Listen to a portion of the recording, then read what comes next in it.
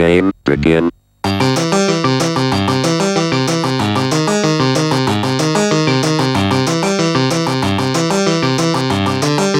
day. Hello. So, I cracked the code, right? How do you mean? 23 cards that say draw a card. Oh, yeah? You cracked it? And ME. Not 23 and me, 23 and ME. Oh, Yes. I see. Yes. So I was right. You were just totally on drugs that entire last podcast that I wasn't on.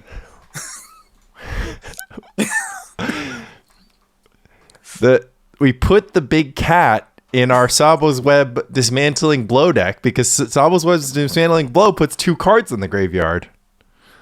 Is there intuition in 23andMe? No. The other version I was thinking about playing was like Intuition and Flash of Insight instead of Fact or Fiction. But I was just like, that might be better. It's really good. Yeah. So the other thing is, if we play Intuition, we could just play Call of the Herd at like pay like as like. Yeah. So then we just go back to playing blue green unplayables. Yeah. Like, but that doesn't seem right. You know. I don't know. I we'll see what I want to try.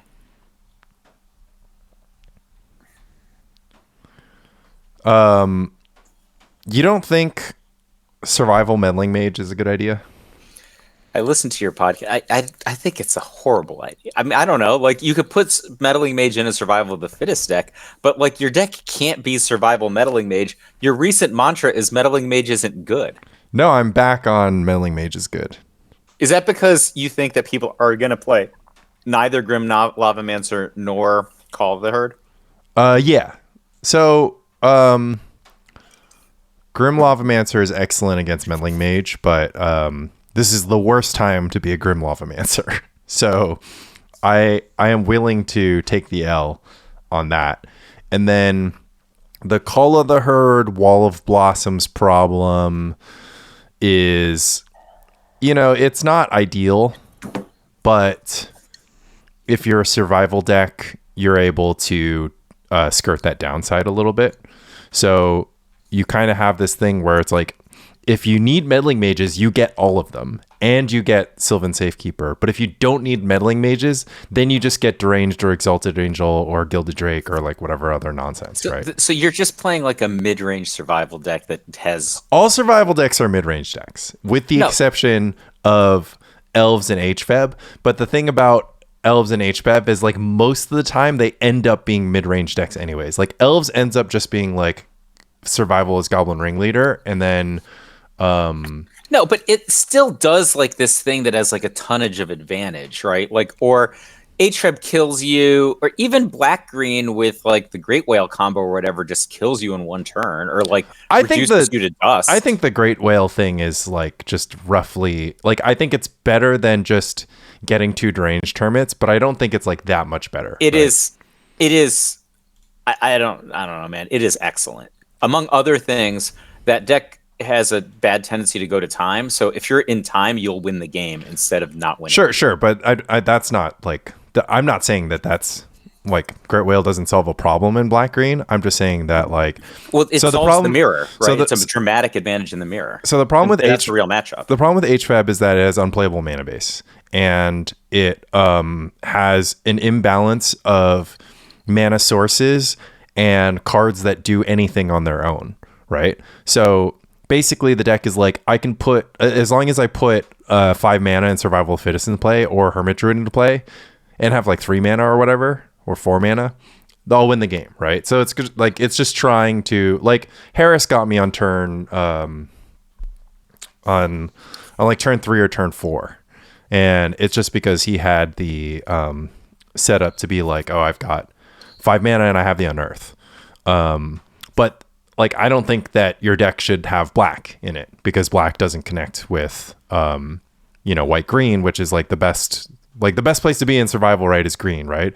So you should either be white green or you should The be. best. Wow, can we get T-shirts that say the Well, best place to so be in you're playing a deck is survival. You're green? also not playing basic forest. Like Harris put himself to like 6 life tapping City of Brass and like whatever nonsense. Don't get me started on Gemstone Mine. You're also a Gemstone Mine hater, right? I Like hate City of Brass. I hate Gemstone Mine. I hate all so. those cards. So we don't I'm have also to. not an HFEB guy. So we don't have to play I any think of those Survival's cards. great, but I'm not an HFEB guy. I'd rather play Elves. I'd rather play. But I think Black Green Survival, just the mid range deck, is an But that excellent. has horrible mana too. Like when we were It's not playing that it, bad. it's not like the worst mana, but it's still often unplayable. Like when It we is. were when we were It- testing it on Thursday, It's not ideal.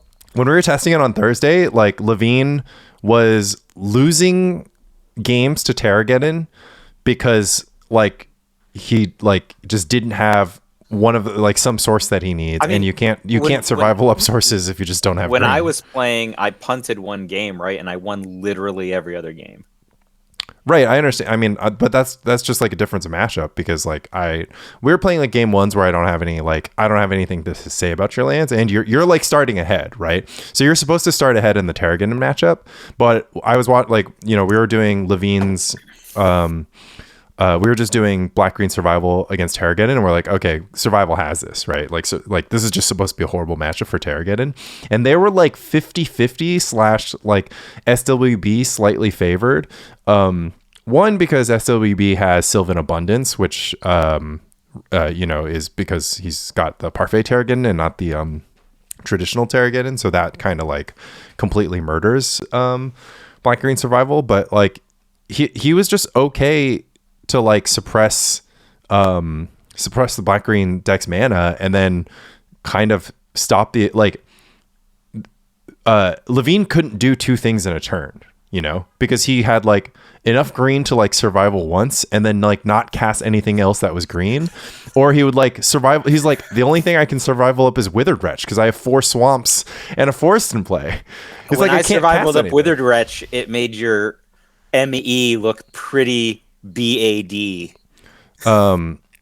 Mike, I'm asking you to think a little bit broader about this, right? Because you have a tendency to fixate on like the thing that just happened to you or the thing that was right in front of you. Like I'm making the point that the black green has like a shaky mana base. You just don't get to do all the things that you want. You end up floating mana, and like that's actually like one of the reasons why the deck has like random weird stuff in it, which is like one of the reasons Tempting Worm was in it ever was just because it cost 2 mana. And it was a guy. I've been thinking about this, but not in the same way as you. Maybe your way is better. Like I wanted to make a deck, I think, like that was similar to I think what you're imagining, but I felt like Fran's Bant sort of Allurin deck filled that niche. But is it does all that stuff and then still combo kills you? Well, why do you? But like, I don't understand the fixation on combo kills. Like most of the time, like the other thing is that meddling, like if your opponent is doing something that's fast, meddling mage is good enough to stop them. And if they're doing something that's slow, then combo killing them isn't good, right? Because you just beat them with survival. The problem is like I don't know, maybe people don't know this about me, but in my heart, right? Like I'm an addict. I've got like a needle sticking out of my arm, and that needle is the rock.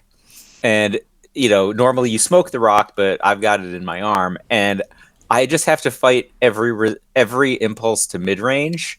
Like, and I've had to fight this.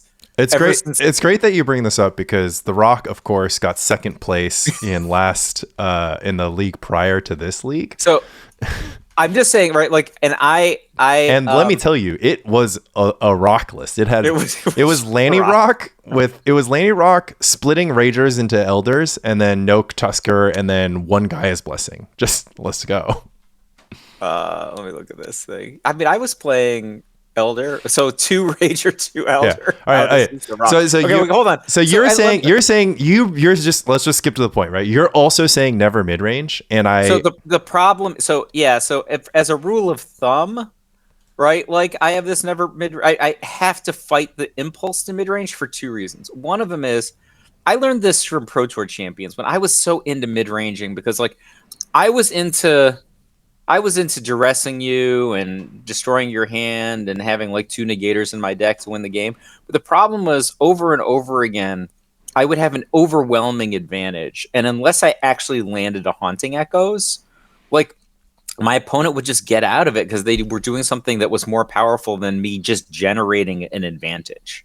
You know what I'm saying, right? Like I would get upheaval togged when my opponent had no cards in hand, but I didn't kill them and they drew twice or they drew a factor fiction and I'm like, oh look, now there's a lethal Psychotog that's going to wander over me because I still need 3 turns. Right. But this right? this problem is effectively solved by having 4 meddling mages on the battlefield. 4 meddling mages. Like that's the difference, right? So like the problem with mid range is that you are like effectively the entire problem with mid range can be like encapsulated in like just being like, oh, I my heroin needle in this analogy is Vindicate, right? It's just like I just like love Vindicate. I'm just like, okay, well, my opponent's gonna have something that I'm gonna Vindicate it. This is gonna be great. It's like I'm gonna trade one of my cards for one of their cards. So whatever happened in the last turn cycle, like we're even. We're totally. I can just imagine being your dealer at the corners, being, "Hey, Lanny, I've got a deal for you." What's that, dealer Mike? I'm gonna give you a card. Listen to this. Listen to this. Sorcery speed. Yes. Yeah. Sorcery speed, and you're gonna pay. Wait. Listen to this. 3 times the going rate for a sorcery speed removal spell, but you could use it anytime, anywhere, any match, anywhere. You've always except for against balancing tings. You could hit an island. I mean, they might daze you, but that's still 1 for 1, brah. Yes. Right. Like, yes. You could hit a forest. Then they're not going to thermo back. An unanimated Mishra's Factory. So, but that's the point. It's just like, okay, so you have this mid-range deck, but it's actually not. It's like not actually mid-range, right? Because the way that survival of the fittest functions, your combo is just survival for as many meddling mages, right? Well, you get Ole at the end or the beginning. One of the games that so Mash Legs ran a stream of 23andMe 2 weeks ago. I loved it. He I don't know if he was the pilot, but because they passed around 23andMe because it was so fun, everyone wanted to play it. And he lost to your best attack deck, I think, but it was playing a card you didn't play, which was Meddling Mage, and so I think it was Mash. He let the first Meddling Mage land because it's going to name Swords of Pleasures, but his deck has a bunch of diversified removal. Then it was like Swords of Pleasures, Wrath of God, Swords of Pleasures because he had 3 Meddling Mages. It's like, oh wow, maybe I shouldn't have let that first Meddling Mage land. Well, best attack could plausibly just be a deck. Like, so this is like the other thing is that I think that there's kind of a few things going on here, right? So Dreadnought's not a mid-range deck, right?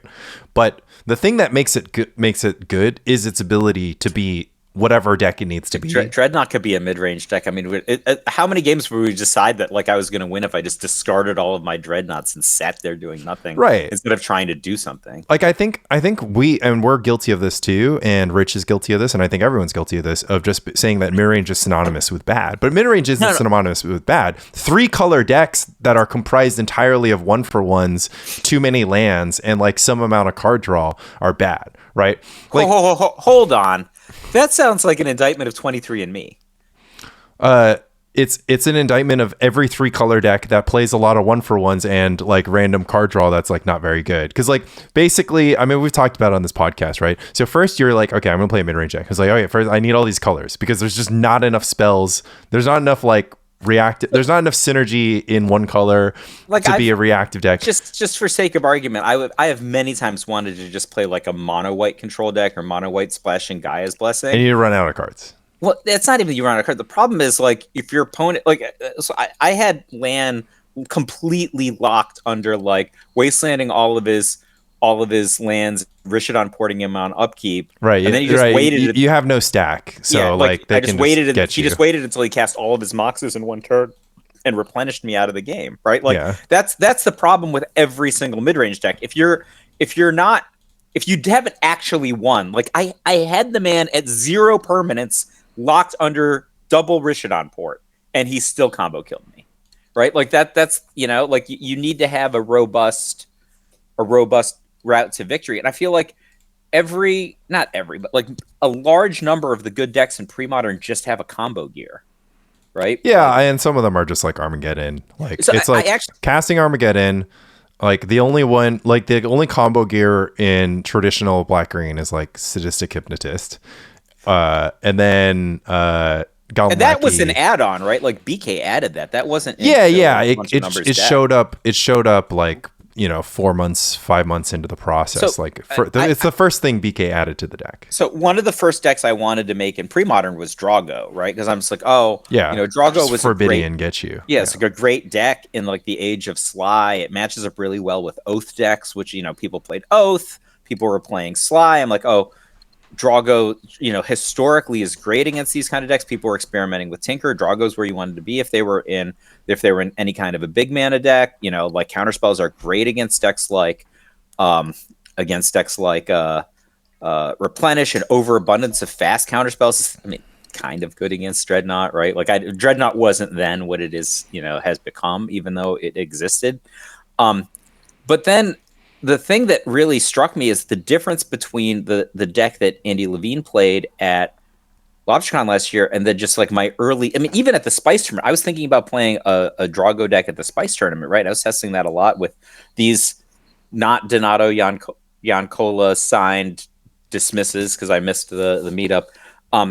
The difference is just that it has a combo, right? Like that deck is just a Force Spike, bazillion lands, Powder Keg, Devon Rawls Disc, bounce cards is exactly the Draw Go deck, except for instead of like a Rainbow Efreet or whatever or Morphling, it has a combo in it. And Well, that's what makes it great. ironically, the combo is just card advantage. But it's just a 5 for 2. But the thing is, the differentiating factor is great control decks. Like Psychotog at its height. Psychotog at its height is actually one of the best examples. What's the best Psychotog deck ever? Is it the bug gifts one, or is it Ramau's, or is it something else? I mean, like they're all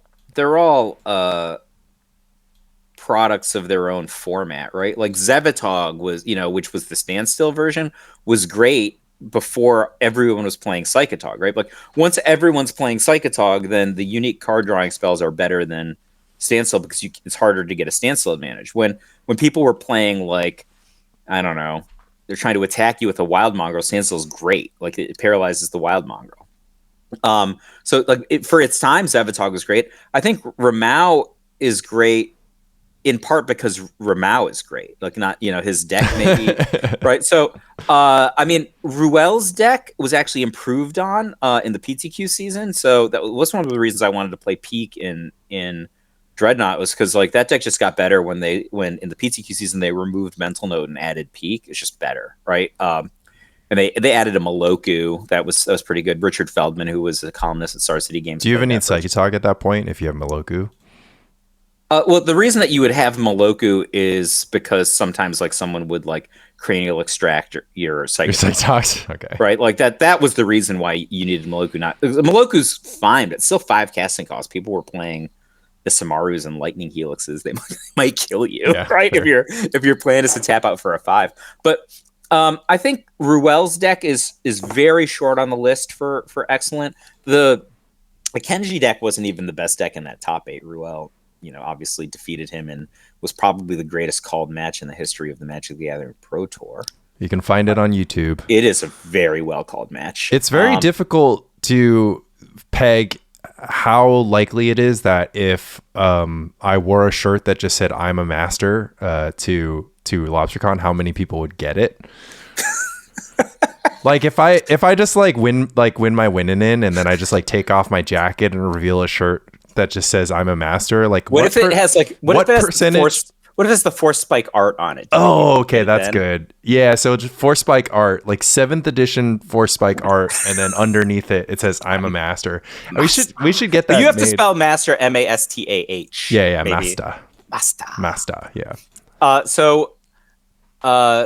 Ruel's deck was excellent. I mean, if you really want to extend I think probably.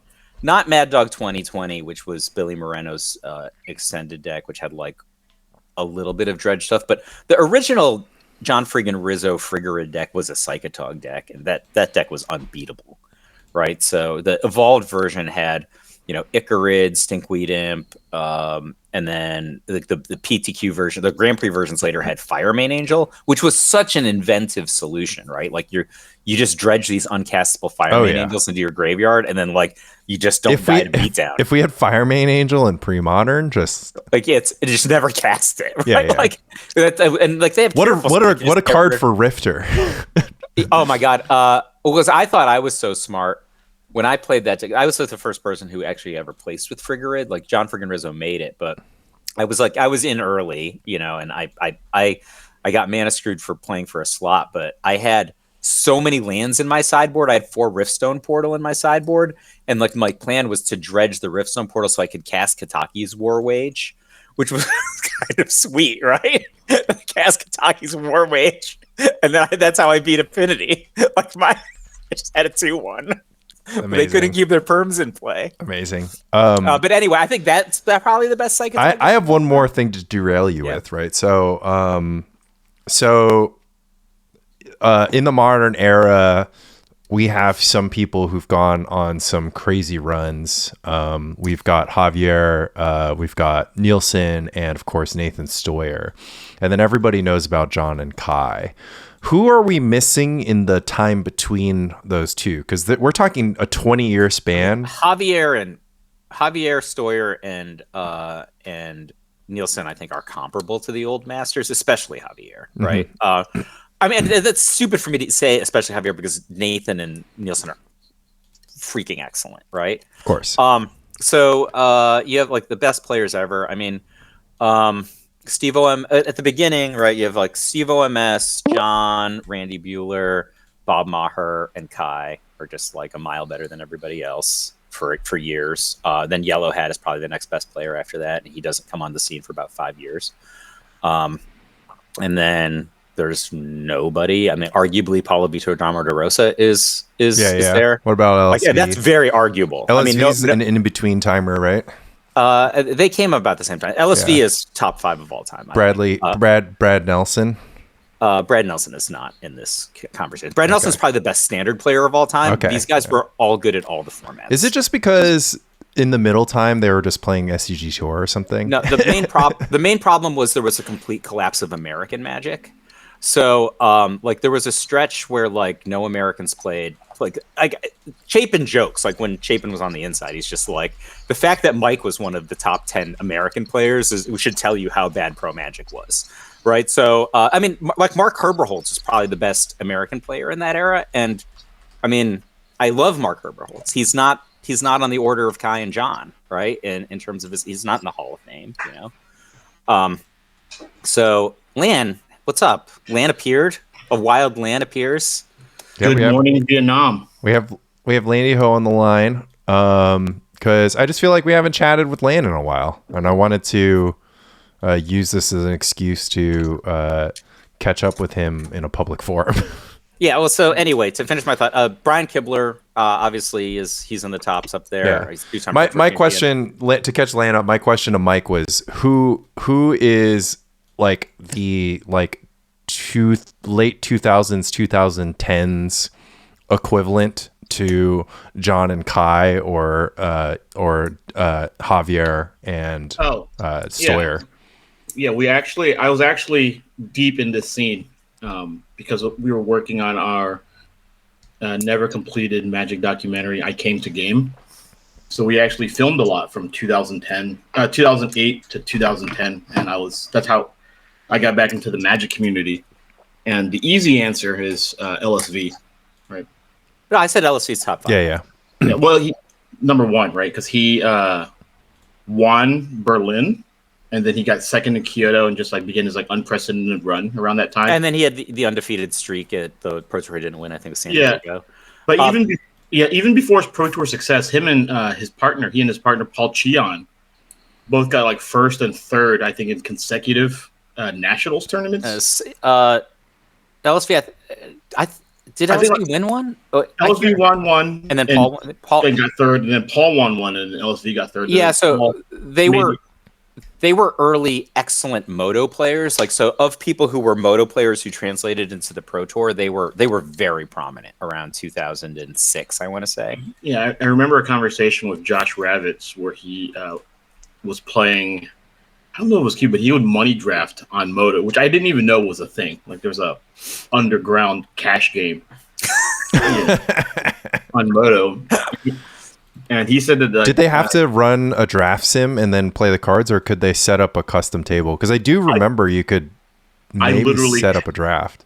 I have no idea. I've literally played like 20 matches of Moto. Our listeners will chime in with this one because I think it's plausible there was actually like a draft with friends mode where if you like had the packs in your account, you could host a private draft table on Magic Online, which is like completely insane. But I think that was functionality.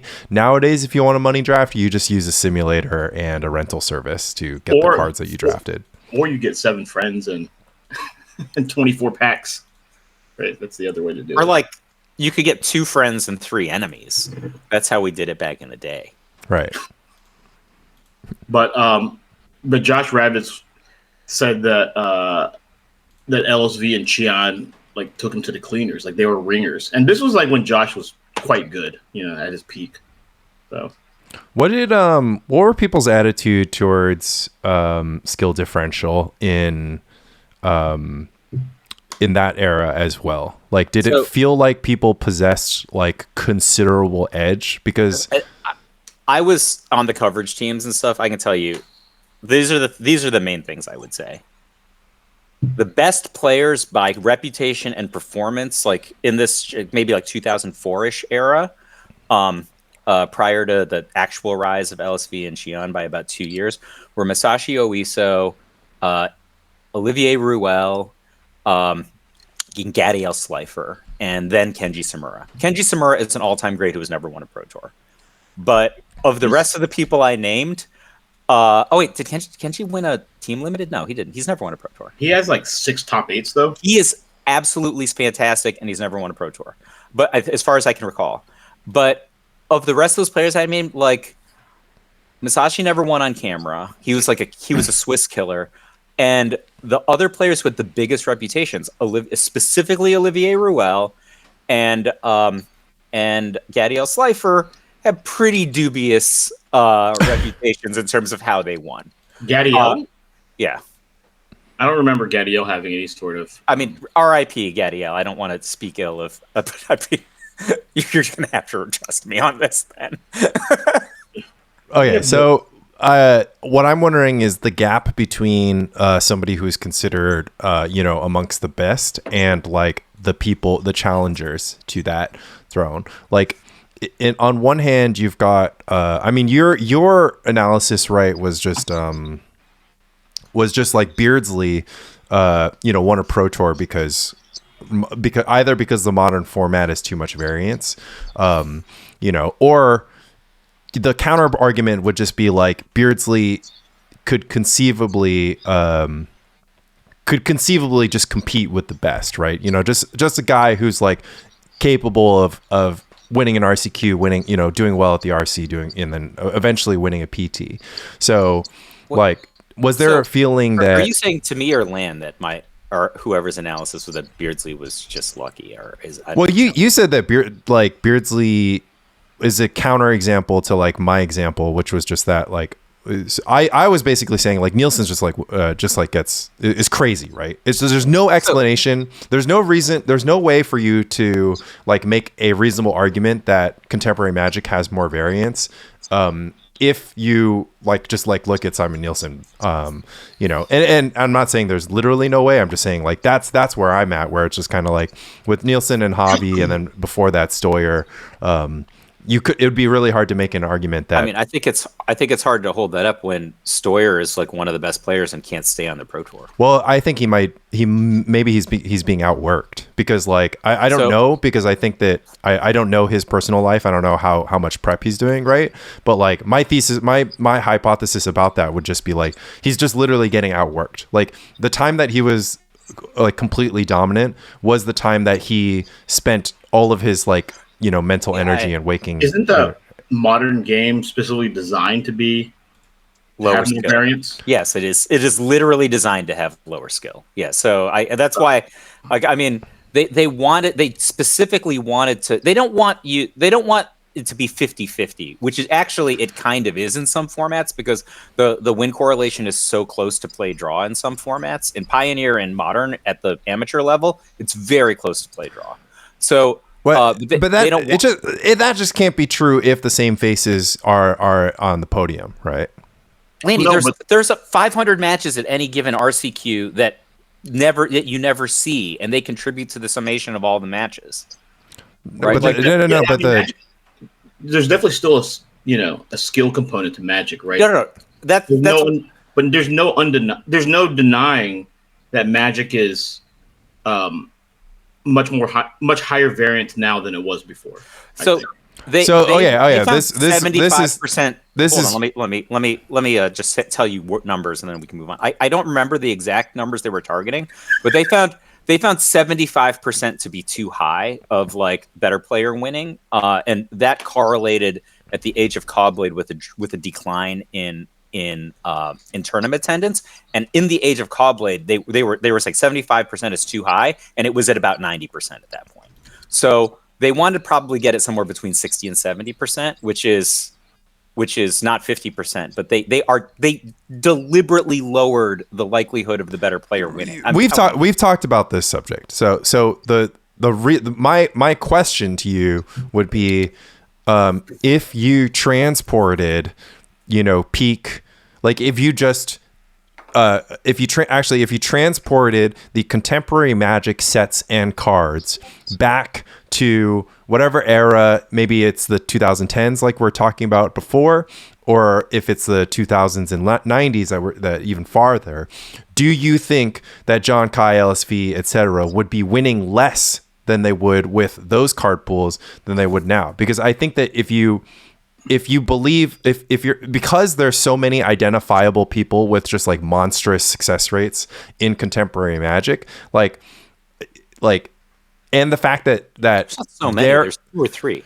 right, but their performance is very akin to John and Kai level performance, I was saying, like, I'm saying from like a narrative standpoint, it feels like 2010s lacks. Not really. Only Stoyer is close to Kai. Okay. Even Nielsen and Hobby, who are incredible, don't get me wrong, are not close to Kai in terms of their win percentages.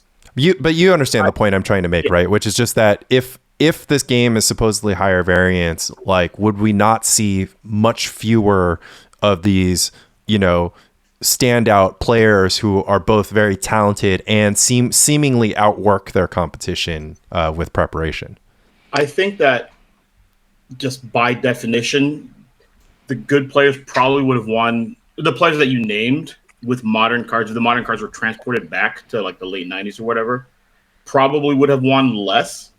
But there's a chance that they would have won more because of that. They could have embraced the variance, right? But the big difference is what does it mean to embrace variance? Well, here's a great example, right? John.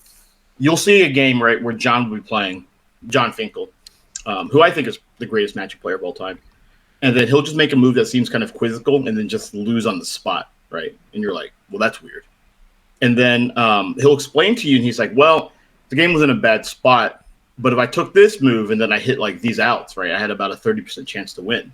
But if I continued playing the game, I could extend the game by 10 turns, but I'd only have a 10% chance to win, right? So it's one of those things where you embrace the fact that bombs exist. Right. So it's very interesting to kind of connect this idea that the game inherently has more variance and the idea that from a technical standpoint, in a given moment, you can choose lose. Yeah. But the main thing is that in the old days, Moto didn't exist, right? And I think that a lot of new players just grind out and play thousands of hours on Moto, whereas in the old days, and really MTGA more than Moto. I don't care, right? Yeah. I'm using Moto to mean Magic Online, not a specific client, right? So, but I just mean that people are just playing thousands and thousands of hours, becoming familiar with these formats and stuff. Whereas in the old days, you didn't have that luxury. You just had to literally like do thought experiments or test with your like friends, and oftentimes Pro Tours were new formats too that were untested, right? They were block constructed, they were weird new extended formats or whatever. Whereas these days, the tournament formats are established. Yeah. So you just go in and you just play like the best deck or a tweak, or you're making like this weird metagame call. Whereas, like, for example, in Pro Tour Chicago '99, it was a new extended format with like new cards and stuff. And they had 8 different archetypes in the top 8. So players were just like there was and a handsome version of one of those archetypes in the top 16. Yeah. All right. So actually, let me. I just want to address the point. I don't know. I don't know if I've ever specifically said that I thought that the game was higher variance now. I believe what I said is that the balance of the win rate is more in the cards and less in the player than it was in the past. Well, the game is definitely higher variance just because like you have way more bombs, right? When yeah, so maybe those go hand in hand. Right. Like in the old days, you would draft like Aggressive Urge pretty high. You're like, oh, I can really get this guy, get up a card, right? Aggressive Urge is green 1 instant +1/+1 cantrip, right? And you're like, oh, I can trade my 2 for 1. Too. Yeah. Just get up a card, and eventually I'll get up 3 cards, and I can win enough material to win the game. Yeah. FTK was a bomb, and now FTK. There's like 3 common FTKs in every set. So, right. Lanny, I'll tell you a very specific example. John was not qualified for the Masters Series at U.S. Nationals 2000, the one that he eventually won with Napster. But he had to win. He had to win the limited portion to qualify for the Masters Series. So he had to win out, be the sole winner of undefeated and limited, and then win a playoff, I think, in order to qualify for the Masters Series.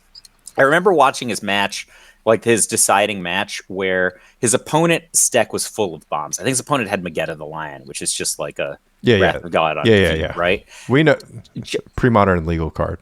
John had Wandering Eye. Just because John knew what was in both players' hands in his second draft, he beat everyone who had stronger cards than he did because there was no hidden information, right? So he couldn't be wrong. Like, just knowing what your opponents had, like, allowed John to do this. That is not something that you could probably do in 2025. The cards are too powerful, right? Like, he had so much skill advantage that his opponents had. Yeah. He played a 1/3 flyer for 1,000, and it was like, Also, I think because the players are indoctrinated online, that they lose and gain less at the table than they did in the formative years. Like, there were players like, I don't know, like Neil Reeves. I mean, John himself, obviously, Bob Maher, whose table games were like would shatter your conception of how reality works. Yeah, like yeah. Or just new players are worse at making live reads. So this is interesting because basically this is different. These two things are different, right? One is that the idea that the game has more variance baked into it, like the cards generate larger swings, right? It's like if you just like took the poker deck and then you just like you can add. It's actually all aces now or whatever, but also the playing field has been shifted. Maybe it hasn't been leveled. Maybe it's not the same thing, right? So initially it was people who capitalized on their edge based on their sort of ability to understand a new format. They did have testing resources, but they also whatever the most dedicated testing house in the 2000s does not compare at all to the fact that you can just play 10,000 matches on an online client. So now the people who are there's no longer edge brought to like cooking a super secret awesome deck, although there's obviously the Sanctum decks and some examples of people succeeding at brewing, but for the most part it's just like we all know that these are the three decks you can play, and we're all fighting over whatever the X% edge is on one or two sideboard cards or knowing the matchup better. So that in of itself can still just lead to people who are good at, excellent at Magic, better at Magic than the average person in their field, rising to the top. They just rose to the top in a different way. There's still skill. Nobody say there's not skill. But I think it's just less impact than it once was. And it also, I think it's a different type of skill, because I think in the early days of Magic and the Pro Tour, there was a there's like a fundamental skill. Like, you know, people talk about fundamental Magic, right? And these days, I think it's more of like an applied skill. Like, people who play Magic at a high level, it seems to me like they're just very good at a trade, so to speak. Right? Expand on that. So no, go ahead, Lan. Yeah. Well, just like I said, in the old days, you had to like figure things out, right? But if you take the new class of players who are like super good and you throw them into like a completely different format, right? Totally wild, like duplicate sealed, for example, right? I don't think that they would be necessarily like they would excel at that. And we saw this we literally saw this happen, right? Where we saw Sam Black, who's a player who has like what I would consider to be like deep fundamental skills at Magic. Like, he just understands Magic on a fundamental level. Play against just like grinders, like players who were like exceedingly excellent at the game of Magic, right? But when encountering like an entirely new format and just having to figure things out in a short amount of time, had way more difficulty doing so. And these aren't just like pretty good players. These are players who were like the Pro Tour finalists. Yeah. Right. Or it was like Dom Harvey, Reed Duke, and Jarvis Yu. Yeah. Who are like, you know, A+ players, right? Yeah. But whereas like you have players like Brian Kowal, for example, doesn't necessarily put up quite the tournament results, but he has like a deep fundamental understanding of Magic, right? And I think a lot of these old school players who really succeeded ended up, you know, they do have that, because we had to figure a lot of things out for ourselves. And then you also see it weirdly because of the shifts that their lives took once they stopped playing Magic, right? How did their lives shift? Oh, because you see a lot of like the old school players, they ended up becoming like, you know, like John manages a hedge fund, like Pakula, Igor, and those guys became like highly successful derivatives traders in like one of the most competitive fields, right? I guess like Kibler became like a game designer, right? And a lot of these guys like founded companies and stuff. And you could argue that, they've had more time to do so, but they did so like in a pretty short amount of time. Right. Like they were playing. Yeah, I mean, it's like a weird one, because it's just like they also were maybe able to ride they were able to ride like a wave in a sense, right? But Magic was like not really well known back then, right? Magic's way more well known now, and there are way more players, right? But there was a little bit of a, what was there? Okay, I mean, you tell me. Was there not an effect of like, you know, once a few guys sort of make that transition, it's sort of like, no, it was iron sharpens iron, and all the guys that Lan talked about were friends with each other, right? Yeah, but that's what I'm saying. Like, didn't they kind of like there were 200 guys on the Pro Tour, and right. 150 of them were not these guys. That's actually part of it. But I have a lot of stuff to say about this, just about what Lan was talking about, like high level tournament grinders now versus people who have fundamental understandings. One of the things specifically about John and Kai, if you look at their early success when they were super outliers, and so John and Kai remain outliers even till like 2001, right? And you think about like their rise, John's rise is in 1997, Kai's rise is by about 1999. He's the world champion in 99. But they remain super outliers on the Pro Tour through 2000 and 2001. If you look at their deck selection, John and Kai singularly figured something out that half the Pro Tour never figured out. So if you look at like the Pro Tour that Lan was talking about, there were decks in the top 16 that were like, I remember having this conversation with Lan at that Pro Tour. It's just like, there are people in this room who think that Elvish Lyrist is a tournament playable card. Some of them even made the top 16, right? If you look at people like that, that was one wing of the Pro Tour, and they had a certain win rate. Look at the deck that Lan played, had a card that said, pay 3 mana, generate an outsized amount of return for that mana, and search through my deck. Not only that, but Lan played Impulse and Brainstorm in that deck in order to do more deck touching. John and Kai, prior to 2001, had way more deck touching than everyone else. If you ask John what deck he was best at in his entirety of his life, he will tell you, he said, because John is actually relatively unassuming about how good he is at Magic. Yeah. He'll say things like, actually, Huey's probably as good as I was. He'll literally say that. He's like, oh, Reed's probably better than I am. But if you ask John pointed, he's just like, in 1998, I played the survival of the fittest deck better than everyone else on the planet, right? He will tell you that, and that's a deck-touching deck.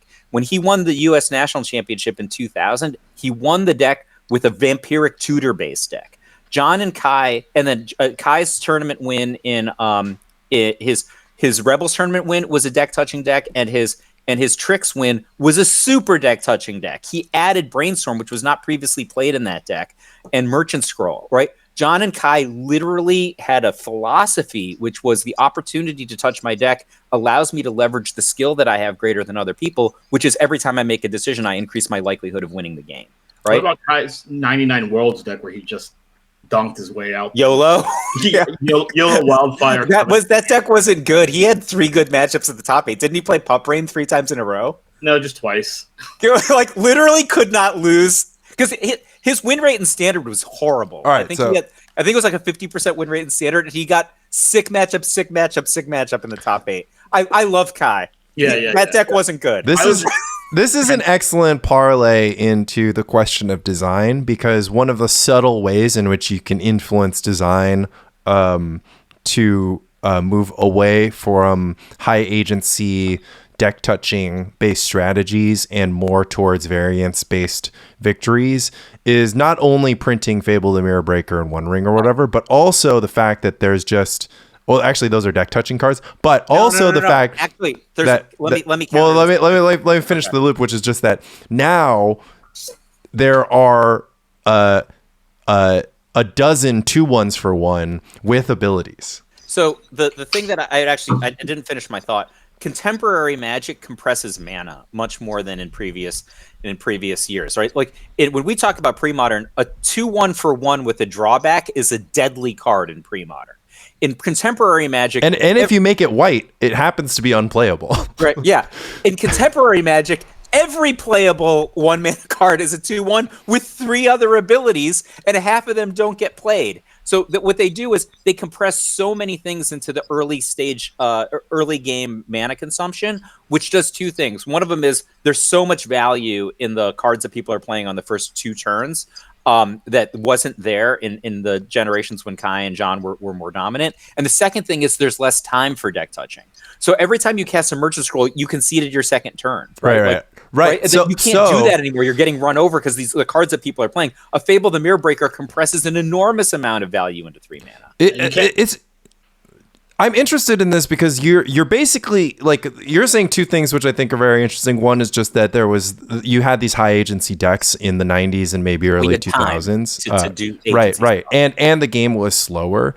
But then what does that say about the quote unquote red deck masters that have existed throughout the ages in Magic Gathering? Is beatdown worse than it was before, or is it better than it was before, or is it the same but different? Like how? Well, like why wouldn't a John or Kai play beatdown, or did the John and Kais in the 2010s, or like what red decks were better than? Played red in right. Yeah, John got top 4 at 98 Worlds with a mono red deck, and he played red at Nationals that year also. So the things I would say is no, he didn't. At 98 Nationals, he played. He played Forbidian. With a silver wyvern. One silver wyvern. I remember. Yeah. 3 trade wins. So there's 2 things. I actually want to step back for a second because I was actually talking about this with someone yesterday. I don't remember who, but the baseline skills that the average tournament player has now are very high relative to the baseline skills that Pro Tour players had in 1996.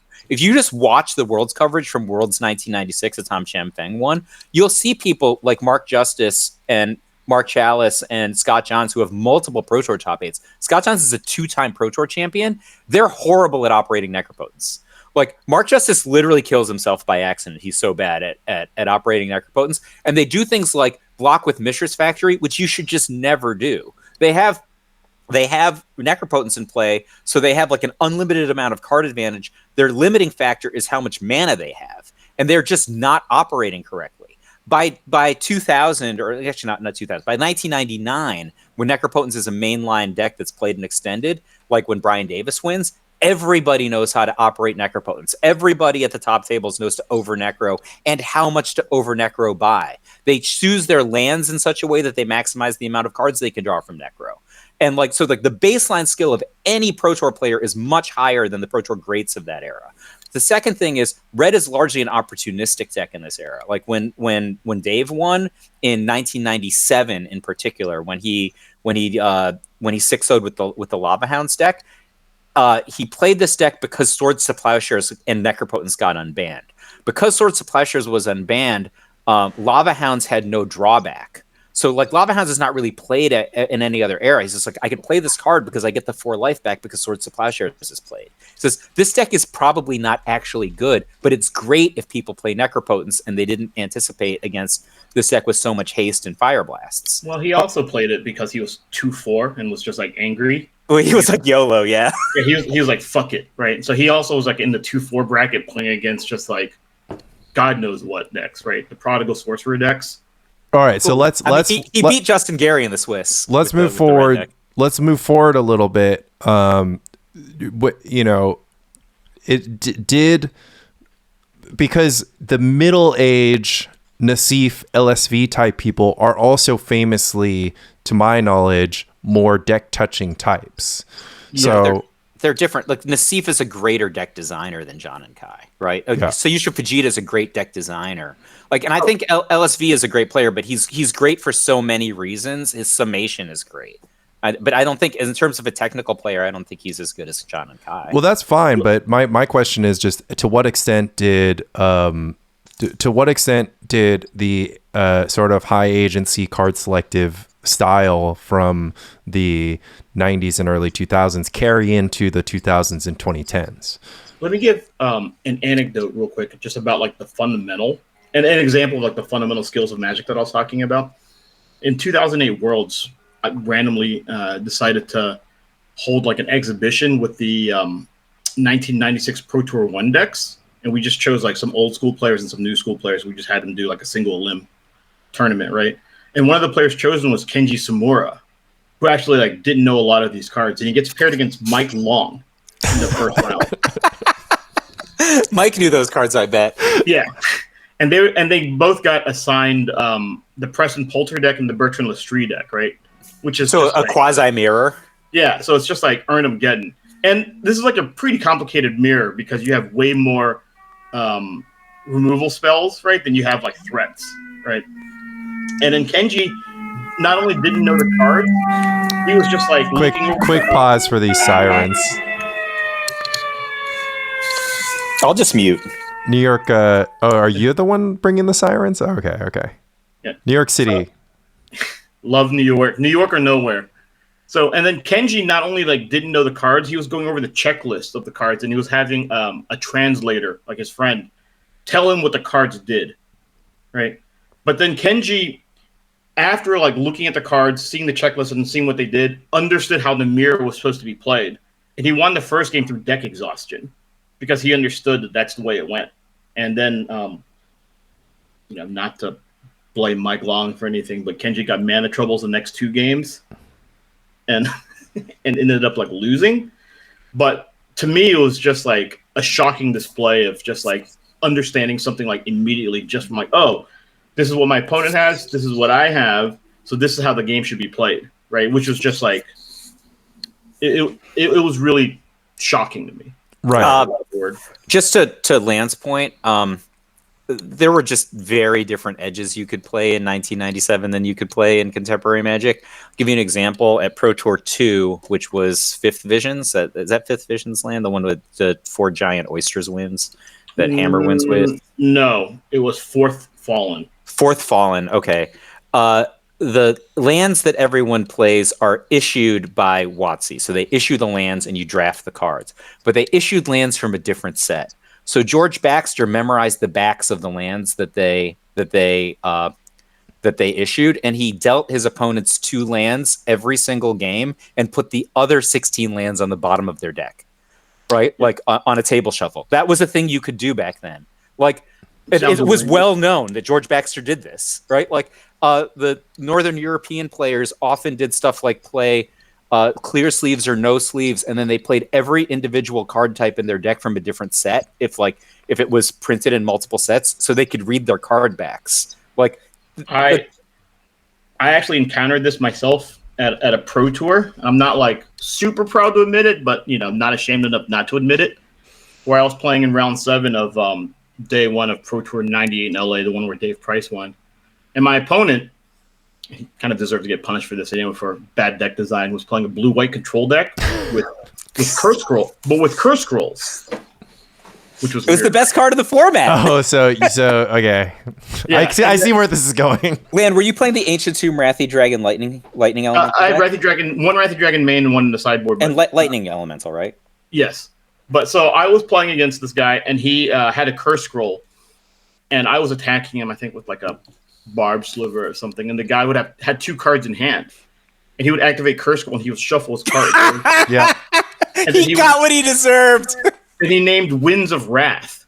And then I noticed that like one of the card backs was kind of faded. So I would choose it, and it would be a power sync, right? From Ice Age, because the ink was different on the back. And he's like, oh, power sync again. And then this happened like 3 or 4 times, and then I just ended up winning the game as a result. So, but Lanny, that was literally a thing. I'm telling you, the Baxter shuffling story is a real story. I don't care, because the question was, did people play red deck? Did people who were superb at Magic ever play red decks ever in the history of Magic? Yes. And what did those? Pro Tour champion, Pro Tour Hall of Famer, Patrick Chapin played the red deck at his first Pro Tour, which was Dallas '96. He was first out of the Swiss and made top 8 of the juniors, and the juniors top 8 was much better than the Masters top 8 that year. And he got bounced. Paul McCabe's deck was insane, though. What? Right? Paul McCabe's deck was insane. Yeah, but I mean, if you look at that juniors top 8, it was also insane. It was like Yubin Tao with his red-green donkey deck. I mean, there were some stinkers in the Masters top 8. Yeah, Robert Thornburg and his Sewer Rats Painful Memories deck. Three Hypnotic Specters, 1 whatever he played instead of the 4th Hypnotic Spectre. I mean, but no Necro. Chris Bakula with the same 75 I played. They're just like, I think that's just a pilot issue. Yeah, no kidding. Chris was top 4. Worth was top 16. I was 134th. 3 players on the deck. Right. I mean, okay. So, but we have a thread here where there's not a strong association between any of the greats and being beatdown mages. Oh, none of the. Actually, Mike Turian. Mike Turian is one of the greats. He's like consistently a beatdown player, especially in limited. In limited, especially, you saw some players like the dickheads, right? We've told that story on the podcast where they were the only ones who drafted beatdown, and this was the San Diego. Well, they taught the other people. SoCal, yeah. But this was like in the era where like it was like the listserv era. This was 97. But even then, like even when people became reasonable at draft, you would still see like John Yu. Like I would walk by and I would see John Yu playing like a pile of just like the most atrocious cards, and I was just like, all right. And then he would be like 8-0 day 1 at a GP, and I was like, how's this possible? He was just playing like stone garbage.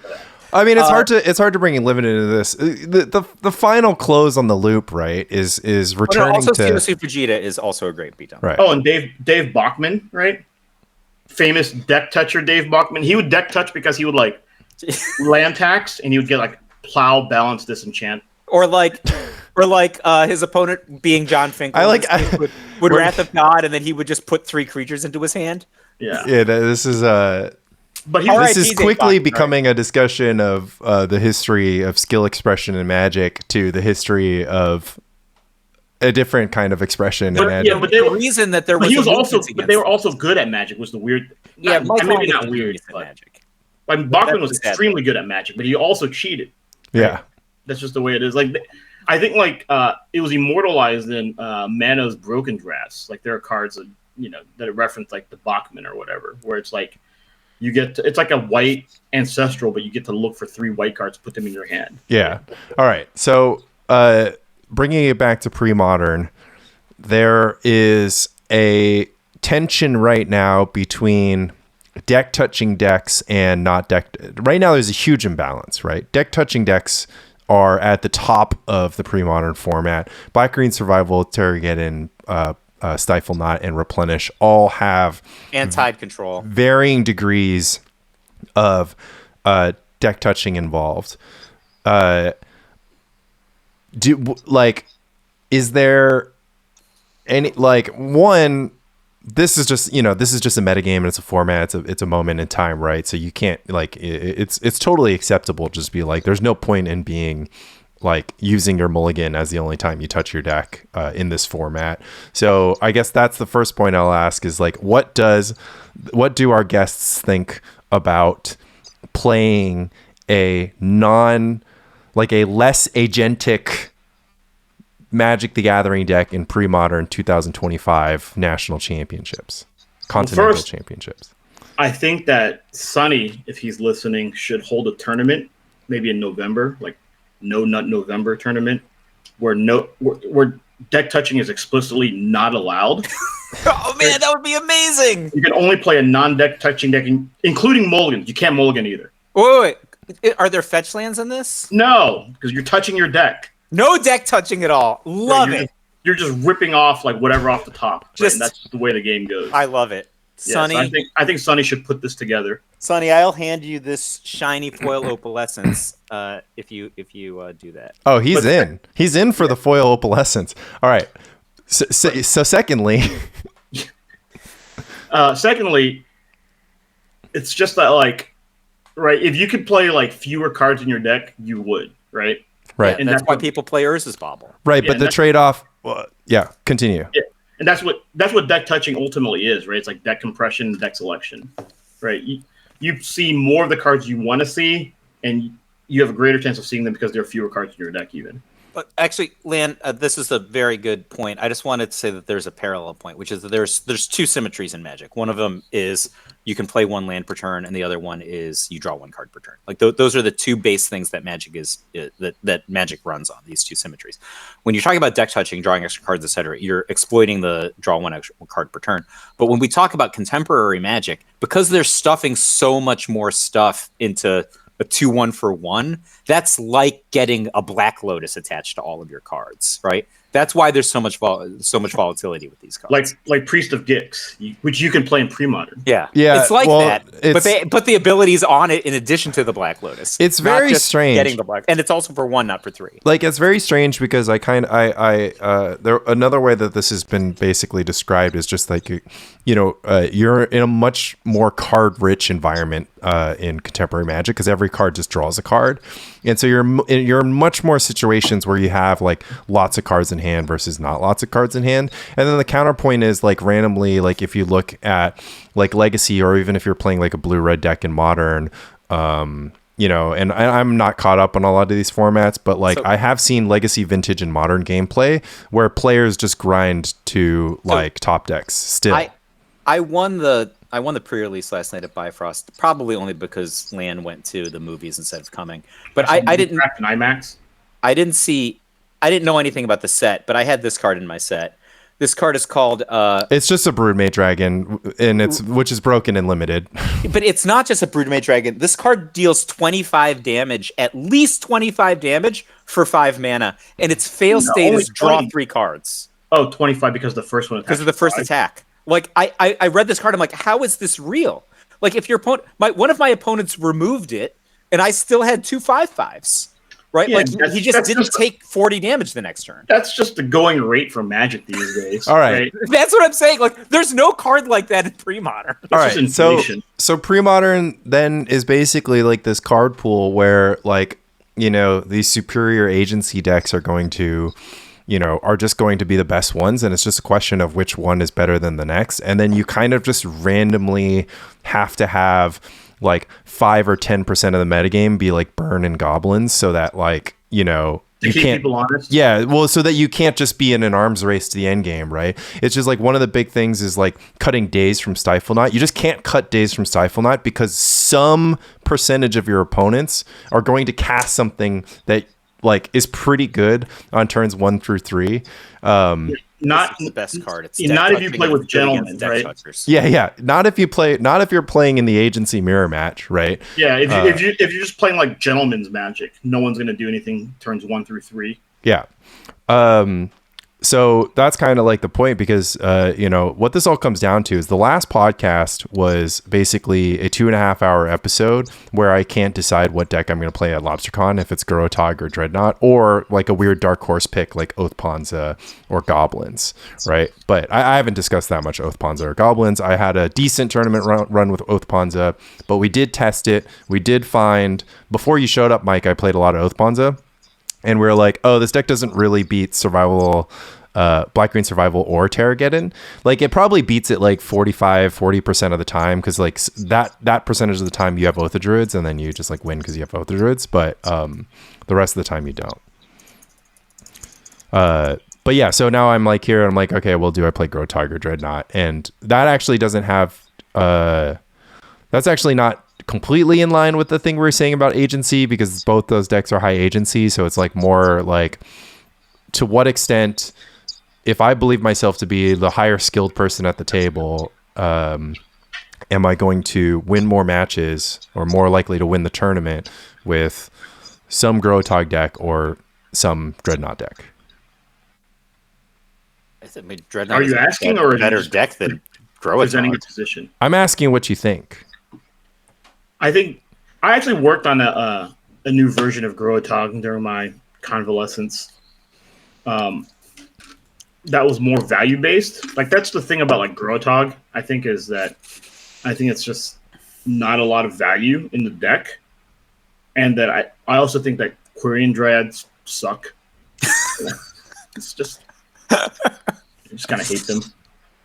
So I was like working on like something to combat that, but it kind of like as I kept working at it, it kind of made the deck like morph into something like a little bit different.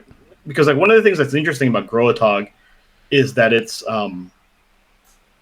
weirdly like I don't want to say it's like tempo based because like originally, right, it had like what? How many counter spells did the original version have? Like 11? So the very first pre-modern Grotog deck played 0 Swords to Plowshares. It played 4 Fire Ice, 4 Daze, 2 Foil, and 3 Counterspell. Right, so okay. And then like over time, like there was like Swords of Plowshares got added to the sideboard and then more and more, and then like they slowly began getting moved to the main deck. And now it's just like the best tempo card in the deck is Swords to Plowshares. But it's still like a 1-for-1 card. Right. I mean, it's a tempo card and not a value card. I mean, so is that's yeah. There's okay. So there's a balance here, right? Which is just that like my position on the deck is you do have to be somewhere in between value and tempo, right? So like one of the things, that was like very subtle, which was like I took Meddling Mage out of the deck and the deck fell apart. Like not playing Meddling Mage in the deck. Like even if Meddling Mage by like on paper is just doesn't look like a good card because of Wall of Roots, because of Call the Herd, right? I'm explaining to our audience. I'm just like, because we've talked about it ad nauseum. I'm just like, Meddling Mage might not be the best creature in Premodern. So even though it has all these downsides and it's like kind of bad in the green matchups or whatever, it just did a thing that Grotog needed it to do, which is just like name a card, the card can't be played, right? And it just kind of didn't matter. Maybe you would lose the game. You're just reading what the card says. Exactly, right? But it's better if you play Peak. That's because I had kind of reached this point where I just I had this with Levine. Levine was just like, I think you can cut days from every deck, right? He's like, you can cut days from Dreadnought, you can cut Meddling, or you can cut days from Grotog. He's like, you don't have to play days, like the days, whatever. And I was just like, I actually just can't explain it to you, but like you can't cut days from these decks. I just don't know why, but like when you like, it was the same thing with Meddling Mage. It's like when I cut Meddling Mage from the deck, it just stopped working, and like it's just because Meddling Mage does something that all my other cards in the deck don't. And like the card I replaced it with would have just been like another counterspell, another removal spell, another mana denial spell. And so that's actually the direction I went, where I kept the Meddling Mages and cut the other cards. Yeah. Yeah. Well, that's fine, but you know, my whole point of Korean Dryad was, and I tried kind of different configurations. I tried trimming Korean Dryad. I have never at any point played 0 Korean Dryad, but you know, I had kind of reached a position where it's like, okay, I think that this creature that is at 2 mana and can beat a Wall of Blossoms or a Ravenous Baloth or a Masticore or even an Exalted Angel, optimistically, like is better than the next thing, which is like Elephant Tokens, which just die to everything now or get blocked. Has the meta shifted again where Elephant Tokens are bad again? Well, the preeminent answer to Elephant Tokens out of the blue decks has become Dominate and Powder Keg, and Powder Keg is an excruciating liability in a deck that also contains Mox Diamond, so they just 10 for 1 you with the Powder Keg.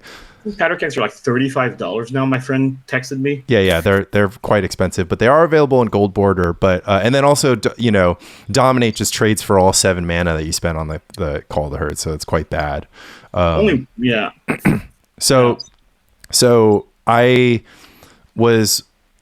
I was like, look, if I'm going to spend 4 mana at Sorcery Speed, I'm going to cast Mystic Enforcer and then use that to win the game.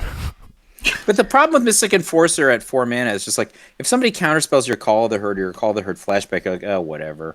Or they plow. That's pretty good. But if somebody dazes your Mystic Enforcer or plows this is just the worst thing that ever happened. The Call of the Herds were explicitly good against the Swords to Plowshares counterspells deck, and it's explicitly bad versus the decks that were just also Call of the Herd decks, but they had random other creatures. If you run into that situation, you could run the Adrian Sullivan, right? Where in testing, he's like, oh, well, this is a Call of the Herd now. Right. You're like, oh, actually, this is Mystic. He just switches it based on depending on the matchup. All right. Yeah, it was just like because he's like, I don't know what card I want to play in the deck. Yeah. So he would just always choose the best one. So yeah, you're just like, come on.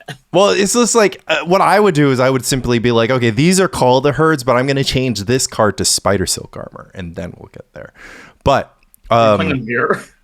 But effectively, like I'm spitballing here, right? But like basically the target that I'm trying to hit, like Korean Dryad hits a larger percentage of that target than Call of the Herd does right now. And similarly, that's the reasoning for everything in the deck, like Swords of Plowshares and whatever. And at the most recent tournament, I moved the 2 Armageddons to the sideboard because I felt that Armageddon wasn't getting enough coverage against that target. And it turned out to be plausibly a mistake because Armageddon just kind of came in against every single deck I played against for that day. But it also made your deck so much worse against Red, I assume. Like, also, I mean, game 1s against Red are just unwinnable, so I'm just like, don't. Like, also, who cares? Your only real tempo card, kind of, right, in a way. Armageddon, yeah. Yeah. I mean, Mox Diamond. Yeah, I guess like Mox and Plow you're like, if you plow something that's like, you know, really good, but you don't really follow anyway. Yeah. Well, Korean Dryad was that, right? So like the dream of like it's no Dreadnought, right? But like the turn 1 or turn 2 Korean Dryad against like a random mid-range deck that like didn't have Plowshares in their opening hand was an existential threat. So you just like jam the Quarian for a 1-turn window. They have to like play Sylvan Library, play Survival of the Fittest even, which is like that's all they do in that window. And then they're getting attacked for, you know, 3, 4, 5, 6, 7 every single turn, while they have to kind of spend their mana to like find the one. If they're not a card rich deck, they're finding 1 Swords of Plowshares. But if they are a card rich deck, they're mana poor, and then Counterspell lines up really good because they're gonna like do one thing that turn, and then you're just time walking them with Counterspell. The downside is counterspelling Wall of Blossoms is horrible. So you'd be priced into situations where like, you know, they just like cast Wall of Blossoms, and then that's when you have to like cast Armageddon and then whatever. So Armageddon completes the lock in this like world in which you're like a beatdown deck, and it kind of has to be in the deck. Mystic Enforcer is just better than Psychotog right now.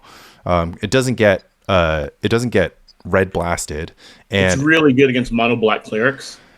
Which is a deck that Grotog is going to be horrible against on balance. And then I was surprised by how ineffective it was against Bone Shredder. Yeah, and against Black Green Survival specifically, I mean, again, I won against Black Green Survival twice in that tournament. for the most part, I probably won 50% of the games on merits.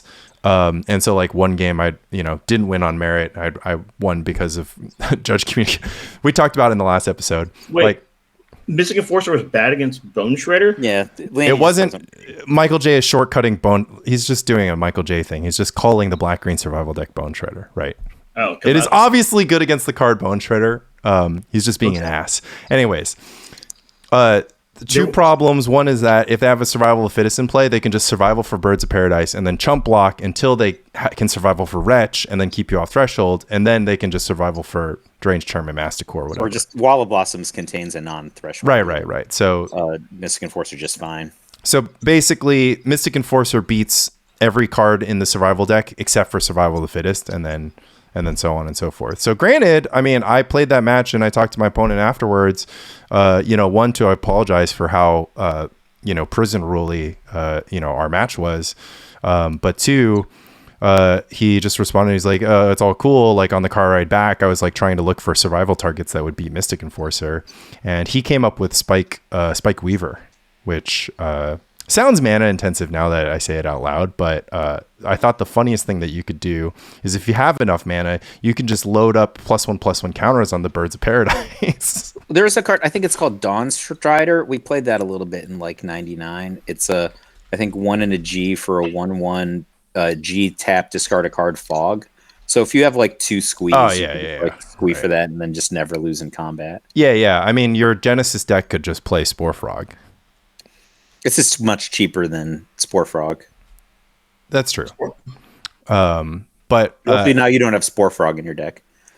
But regardless, okay, but you have Dawn Strider. It has a horrible look in his face. Like, okay, so so setting all that aside, Mystic Enforcer is just better than Psychotog. It feels right now, because the other thing was like Psychotog couldn't get through if you just like had like Mexican standoff against goblins where they just had like a wide board, but you had like 2 Korean Dryads and a couple meddling mages, naming Siege Gang or whatever, and then but you couldn't close, right? And Psychotog couldn't close through that. Psychotog would just kill 1 goblin a turn. So in that scenario, not if they have a pile driver. Mystic Enforcer, yeah, exactly. In that scenario, Mystic Enforcer can actually close out like flying is just good, right? There's so many green decks, there's so many green creatures, so flying is good on Mystic Enforcer. Like Mystic Enforcer earned its spot in the deck. The deck should have more Armageddon. Maybe the deck should have Fire Ice. You can ice in a Chroma. That's something that you can't do with Daze, or I don't know. Not in a Chroma with a blue ward on it. That's a good point. You got me there.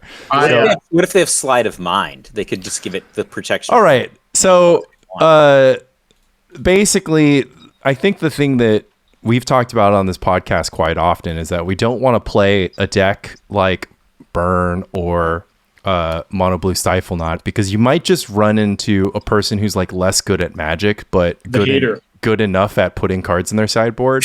Good at hating. And Hater's ball. And that you could not has any John Kai Nassif LSV PVDR like had this problem, or is this just like a thing that people who suck at Magic care about? Well, what do you mean? Like Pro Tours were new formats. People couldn't do the thing you're saying. Okay. Right? Like literally some people, despite the fact that I had won regional, top 3 regionals, people didn't even know the Napster deck existed. All right. So we're all on the same side of this argument, but do we think Mark that Gordon won a GP playing only a hater deck? It was like in the middle, like High Tide combo winner. And he was like, High Tide was everywhere in anti-High Tide decks. He played a Sly deck, and his sideboard was literally 8 blasts. Was it 8 blasts, 4 anarchies, and 8 blasts, 3 anarchies, 4 Price of Progress, I think. And he just like ran through the top 8 because everyone else was playing like 4 Force of Wills. And there was a game. There was a game against Pakula in the finals where Mark Gordon had no board in hand. And I walked past, and he literally just had like 7 blasts in his hand.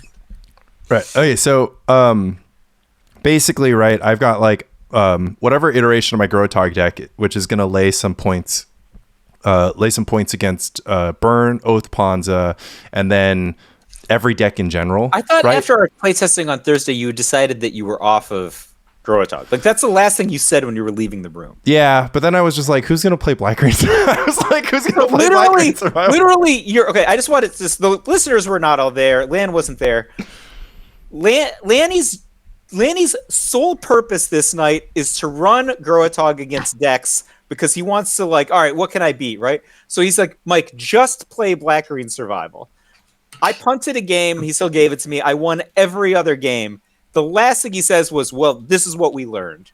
I'll be off of Growatog. Like literal, he that was 3 days ago. So, games, but in the 3 days since, his resolve has decayed back. It's so bad. Yeah, it's like an abusive relationship. It really is. Yeah. I'm in it. And like the games were not close. Right? But you would be sympathetic to my idea that if I just like played Dreadnought, I might just not win every match.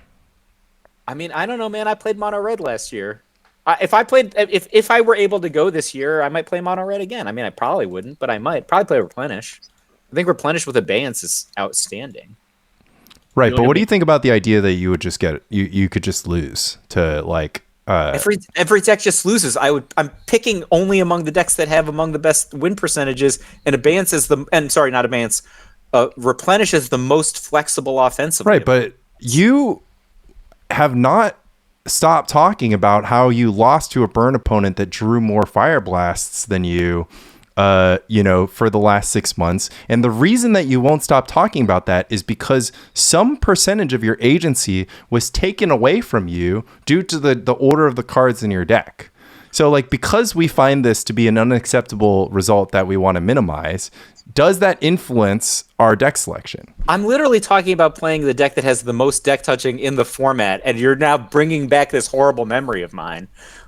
Like, but and I hadn't talked about it, I think, but now you're dredging this horrible memory up. Yeah, like he just drew more Fire Blasts than I did. Doesn't matter how many times I beat Aaron for charity that same day, right? Like, I'm just not the Premodern champion, and I should have been. Thanks a lot, Lanny. Now the listeners can listen to this for however long the podcast. Yeah, I don't want to feel like that after LobsterCon. I want to feel like if I lost, it was because I lost and not because my opponent. Replenish is an excellent offensive deck. Lan, what do you think? Most flexible deck, and it's a good deck touch. Lan, what are you thinking about playing, or are you gonna full secret?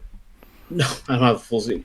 Well, it's a secret because I have no idea myself. Right. But what are your considerations? Do you have the same considerations to me that you just like would never play? Like, for instance, you're not gonna play goblins, right?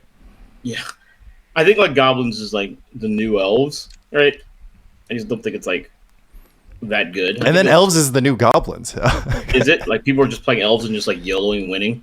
Well, elves is pretty hyped right now. I would say that elves is looking great because nobody's playing goblins or burn. I can't. I'm not like rich like Flores, right? The richest man in Babylon, so I can't play elves. You can just hand you my elves. You can just get elves. Yeah. No, I don't like touching another. I will give you whatever printings of whatever cards you want. I don't like touching another man's cards. Really, it's weird. No, but seriousness, I guess like in all seriousness, I think I'm thinking about like some version of Terrageddon probably or Replenish. Cam was talking about running Hoth back, so maybe I'll run that again. But like Terrageddon, which is both Terrageddon and Replenish. Would you make any changes to Hoth? I don't know, right? Yeah. I just don't know anything about the meta right now. But meta is like pretty static in a way. Like the main difference is that I seem to have missed like the entire mono blue Dreadnought with the control sideboard that like you won the second LobsterCon tournament with last year.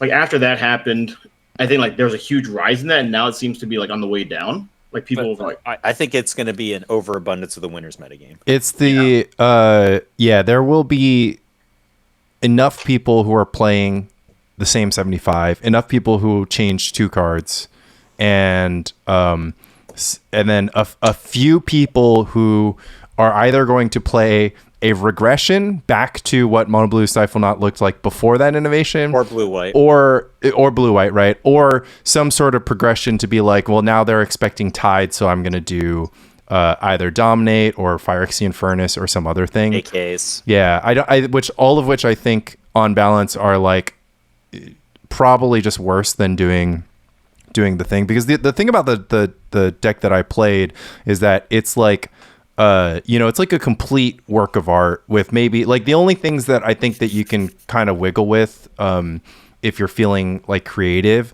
is the number of misdirections and hydroblasts, because like those are kind of like you can always like cheat on hydroblast if you just decide you don't want to win as many matches against red.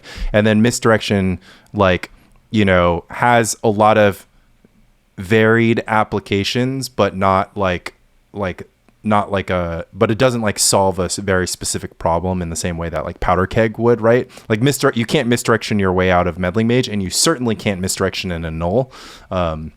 So those are two big things. I don't know if you saw this, Lanny. Phil N posted a deck that won a big European tournament last week. It was mono blue Dreadnought with 2 tides in the main deck, 17 islands, no Mishra's Factory. Right. Yeah. I mean, you could do that too, which is ironic because many Spike Colony lore heads may recall that the genesis of the Spike Colony for Non-Idiots page was because did they get rebranded? A person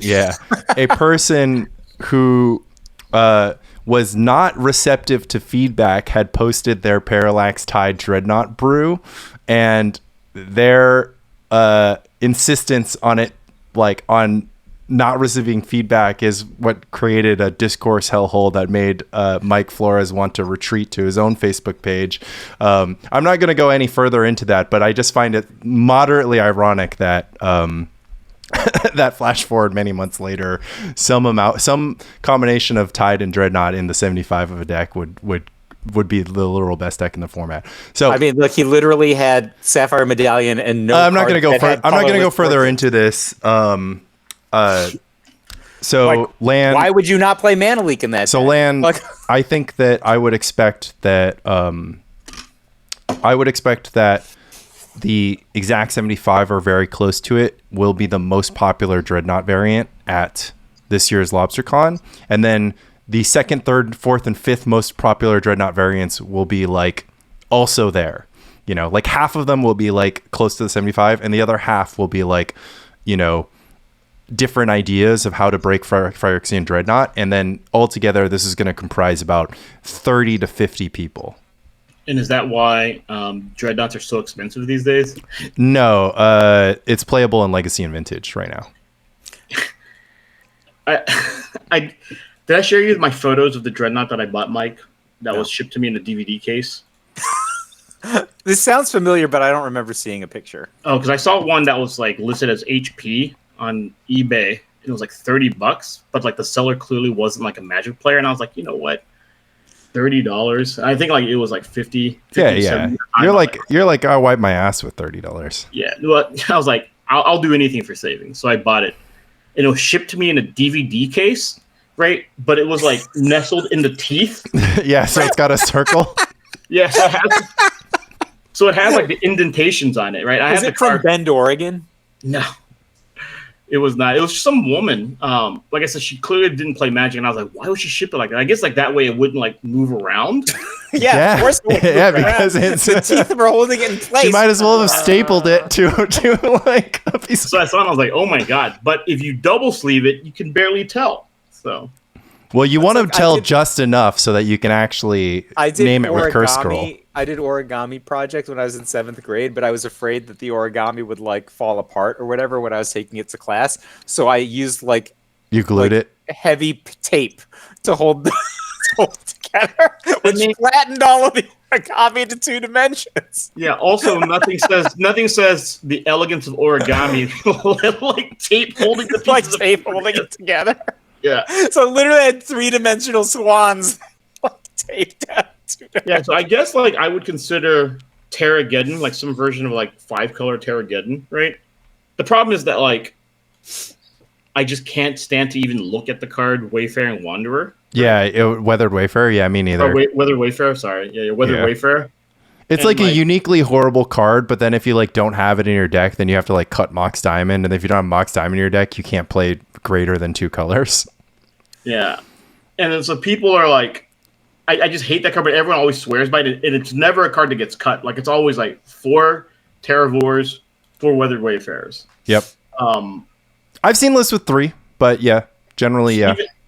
Steven mentioned a way to circumvent Powder Keg is that some people are mashing survival into Terrageddon now. Yeah, this is technology from Billy Duress Crew, and he's actively working on that deck, and I'm just like waiting for him to make the final push to just cut Weathered Wayfarer from that deck, or Weathered Wayfarer and Mox Diamond from the deck, or just move the number down to 1 so that you can survival for it, so that once you survival for it, you can then use the Wayfarer to get Cradle. And then that way you can survival for Cradle, which is pretty good. Obviously, it takes 7 turns, but once you get it, you'll be cooking. I got to tell you, the deck does have 1 Werebear, which I like. Why do you have 1 Werebear? Because it fills the Tempting Worm slot. It's like sometimes you have exactly 3 mana, so you need a survival for a 2-drop, and you want that 2-drop to be like a playable card. Why do you have a Tempting Worm? Why is there these decks all have a Tempting Because Worm. you need something that costs 2. You just need something that costs 2. It doesn't matter what it is, and sometimes it needs to have power, so it can't be Wall Blossoms. Why can't it be Wall Blossoms?Hy does it have to have power? He also has Wall Blossoms. Because your opponent might have something that you need to trade with. I don't know. You might also need to attack the next turn to like have a clock. You might need a clock, right? The man has Werebear. And is it because? And I'm there for it. Is it because like the opponent's the monarch and you need to get the monarchy back? Yes. Yes. I mean, I understand like these weird things. Like I played 1 mannequin right in my spice deck, right, for various reasons. Because you could tutor for it. Yeah, I could enlighten tutor for it, and I could survival for it, right? But at the same time, it's whatever. But also, why are you playing Mox Diamonds? If you're playing the survival deck, don't you have birds instead? Yeah, but it's like I don't know. It's also good to have Mox. Don't ask me. I didn't make the deck. My deck has 4 meddling mages and an Ole. Sending a random like middle of the road Mystic Enforcer deck. Like this deck is just. Didn't he finish literally in the middle of the pack? Why is this interesting? What are you talking about? He finished 3rd of 25. Oh, I thought this was 12 of 25. Yeah, that's top 12%. That's a 12th percentile deck, Mike. Anyways. Sounds like I'm not getting the feedback I need to make this decision. Oh, to play Gat? Yeah, I wouldn't play Gat, but you love Gat, right? And what I think it's important in life to do what makes you happy, right? But winning is going to make him more happy than I mean, no, winning is fleeting, right? Like you look at Ken Ho after he won Pro Tour Osaka, right? He thought his life was going to change, and it didn't. You look at Kevin Durant right after he won championship MVP. With the Warriors. Well, let me tell you about it after I win, okay? Like, if it's going to be not all it's shaken up to be, let me find out for myself. All right, sure. Yeah. I mean, like, let me tell you, as one of life's great winners, right? The real winning is, I want to say friendship, but it really is. I agree. I mean, like, I get so much more enjoyment about the friendship that surrounds the tournament. But that's just because I didn't win the tournament, so I don't know. I don't know if it like maybe the friendship. And guess what? I don't know. I make more friends after I win tournaments. I got people coming up to me all the time, and they're just like, "Hey, let me introduce myself." Those are barns, not friends. Oh shit, you're right. But somebody's got to keep the gills clean, brother. But yeah, I've historically never liked. I've historically wanted to like grow a Tog. And then I just keep like, I'm just like, I don't really understand how this deck works. And when you win, it feels like you're winning like because your opponent like messed up. Yeah, that might be true. That might be one of the things that's been happening to me over and over again for 3 years. That like I can never. It's not like I have a spreadsheet that was just like, oh, I need to like delete all of these from the W columns because my opponent just didn't do the thing right. But it turns out that that's what it is. But is that not the definition of agency and skill expression? Like, let's say that there's a deck that wins every time your opponent makes a punt, right? And there's another deck that wins more against opponents that don't punt, but less against opponents that do. There was this Okay. card that I So hated. the first deck would have like 100% win percentage against Mike and 0 versus me, Yes. right? Like we were at John's, and like there was this great line in this movie that we saw. It's just like, if there's a million universes, I slept with your wife in each one of them. So I was like, John, how many universes did I make the right play? And John says, about the same number of universes that you made the NBA.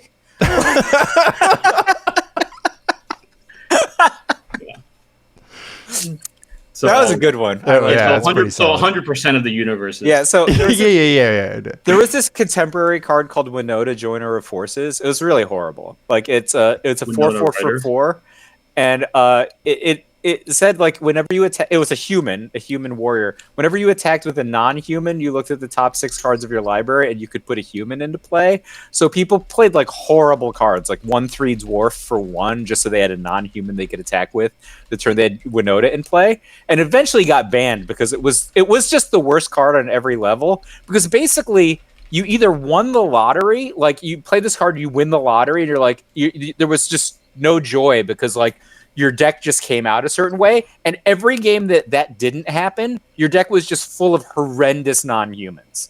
And so like you just either lost, like where you're just like, my deck is full of these horrendous cards, or you won out of no skill, right? And so they eventually just banned it, but it was like my least favorite card to play against in Standard. Lanny, to your earlier question, or to our earlier point, it could be because like Groatog is like a underrepresented deck in the meta, and you always play like weird versions of it that you're always like adding new wrinkles and new cards and new avenues of attack that cause opponents to make mistakes.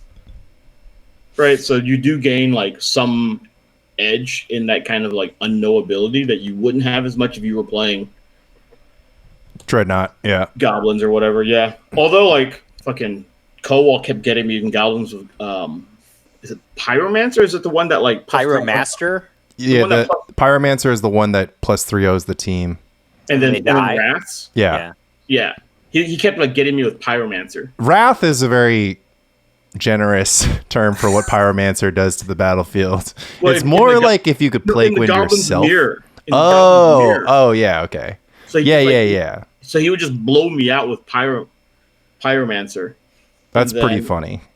and then also just like fucking attack for like 1 million. Right. And then blow up his own Goblin King so that you don't get to take advantage of the mountain walk. Right. So that's something that I wonder. I mean, that's actually just the meat and potatoes of the pet deck or rogue deck versus established deck thing, which is just like, Sure. how many points do you ever gain from like showing up and just like playing lands that your opponent doesn't recognize, playing color, like just playing combinations of cards where they're just like, I don't know what's going to happen next to me. Like, am I going to get Armageddon? Oh, it's like that. Yeah, Right. yeah. Yeah, where the guy in the middle is like, oh, I got to play blue, red, white. Yeah. Land drew the curve that I've actually talked about on multiple occasions where it's fat in the middle. It's a bell curve. I don't know if you guys know Yeah. about this, but yeah. I don't know. I mean, the reason why I'm waffling back and forth was because I was like, oh, that was like a demoralizing loss against Mike. I wasn't able to like express my greater skill because he was playing Survival Rock and that deck just has too much advantage in the matchup. But then I just like stepped out that door. I'm like, wait a second, who plays that deck? And then I'm just like, I'm back. I'm just like, if everyone's going to be playing Dreadnought, like playing the best deck that has 4 main deck Meddling Mage is like not a bad place to be, especially if everybody's the second most popular deck is going to be Replenish. Are playing Dreadnought and like 30% are playing Red deck. Well, it's 30% Dreadnought, 20% Red deck, 15% Replenish, and then half the red decks are Goblins. So I just beat those decks anyways. Yeah, but like the Red deck, you're just going to lose to someone who's far less skilled than you are because they played a Jackal Pup on turn 1. That could be true, but I'm actually more willing to accept that because one, like if they're like a format tourist, they might actually make a mistake that loses the game against me, right? They might just like not understand what the matchup is about and like either like not remove my creatures when they should remove my creatures or not point burn at my face when they should. I still don't know what the matchup is about. It's never held me back. Yeah, plus like Right, but I'm we're like 2 and 4. Like I'll take something in that range, right? I'll take something in that range where some of the time I win the match anyways. you lost to an opponent who was like way less skilled than you when you were testing against the Black Green Survival matchup, right? And Right. Yeah, so it didn't feel that bad. Oh, it felt bad. He was off of. He left the house. Yeah. I was off of Growatalk. I was not doing great. The whole drive home, I was just like, man. What? Okay. He literally was like, "Ah, give me a bag to put these beers in." Were his hands shaking? He's just like, I guess this wasn't a complete waste. Like, we're trying to get Growatalk off the. It's fine. It's off the table. Yeah. I'm gonna go pick up Ryan. You guys, I guess you can play. Yeah. Right? Like, I've never seen this side of Lanny. It may or may not be because it's being grossly exaggerated, but you'll have to consult. What part consult. of what I said was not true? You'll have to consult. What part of what I said? You'll have to was consult not true? Steven and Levine on some of the details. No, I mean, the purpose of our testing session was like, I've got this Oath Ponza deck. I think it might be good. I played it. I was like, okay, it's fine, but it's not good. The final nail in the coffin was I lost with it playing against Dreadnought. And Like every other deck. yeah. Did you not resolve a sphere of resistance or something? I didn't draw one because I don't have a way to draw one unless it's in my opening hand or it magically appears True, on the top of my deck. But Right? your deck Not has a lot of deck 32 mana sources, right? Yeah. Yeah. I mean, basically there was that aspect of it, and it was also just like the I mean, you know, the Oath Ponza matchups were pretty funny. It's just like, okay, you play Oath of Druids, you win, unless they have Naturalize, in which case they win. And if you don't draw Oath of Druids, they win. And they all, you know, so like you only win if you draw Oath of Druids and your opponent doesn't draw Naturalize. And I was like, that's it's awesome when you play the deck. It's awesome when you like don't draw Oath of Druids and just draw a bunch of like land destruction, and you're like a turn behind. well, that's fine because sometimes they only draw 3 lands, and then you're good, right? Danny, what if it's the mirror but- and you have Wild Growth and they have Rishon Port and then they have Thermokarst? I mean, I'm not going to play against the mirror because it's just going to be an underrepresented deck, you know? Or I can just board out my wild growths. There were like 2 of this deck in the top 8 last year. I don't think you can just. I played against it 3 times in the Swiss. I think like you 2 of can't. them in top 8. A lot of, at least one, but Then Steven got 9th. Yeah, Steven got 9th, but- I think I played against it 3 times on the day. Like this is, it's not, this year is not last year. Like all the people who play this deck, like a reasonable percentage of them are going to move over to Terrageddon because Terrageddon's more resilient against Dreadnought. And Terrageddon is much better against Replenish. That's the other thing. Much better. Yeah. I mean, well, not much better. You liked the Ponzo Oath side against Replenish. You were like these whatever's don't do I anything. like the SWB side. I think that's a little different than liking the Ponzo side. Right, but in this analogy, you're in the chair, you're in the seat of the talented individual playing. I was on Ponza. Replenish. I lost SWB consistently on Terra. Right. Yeah. So I don't think Sable's Webs? I don't think it's. that I bad. played Sabo's Web on the second turn, and he lost never had 7 3 straight mana. games that I played Sabo's Web. Did you finally get out of your Sabos Web position now that it's not that great anymore? Right? No, I'm up to 4 Sabo's Webs. Yeah, I own. You still at the top. I own 4. I haven't sold them. I still own them. I just don't put them in any decks anymore. Like I don't know if that's getting out of the position, but regardless, as a quick refresher, last year, Stifle Knot, Parallax Replenish, Burn, Stifle Knot, Tide Control, Oath Ponza, and Terrageddon. So the oft forgotten player in the top 8 is Shane Remelt, who got 5th and was playing Blue-White Stifle Knot. I regret to report 2 impulses and 4 ops, but otherwise the entire deck is exactly what the deck has been. I mean, I guess there's Cursed Totem in the sideboard, but the rest of the deck is just exactly the Blue-White Stifle Knot deck, which somebody could probably still play this year, and it would still probably be excellent. Because, you know, Armageddon's like, it's worse than Tide Combo, but it's also a lot less fussy. It's very final. It gets the job done. What I want to do is I want to do the most, like, I just want to do the smartest thing. And I want to feel out. I need to be like brought down to earth if like any of my assumptions about Grotog are wrong. And some of them I have proven wrong. Like, so for instance, one of my assumptions was that I would be meaningfully better against Black Green Survival, and I'm only just a little bit better against Black Green Survival. There's that, and then some of the others. Better than the list that just always lost to Survival because it didn't have Mystic Enforcer.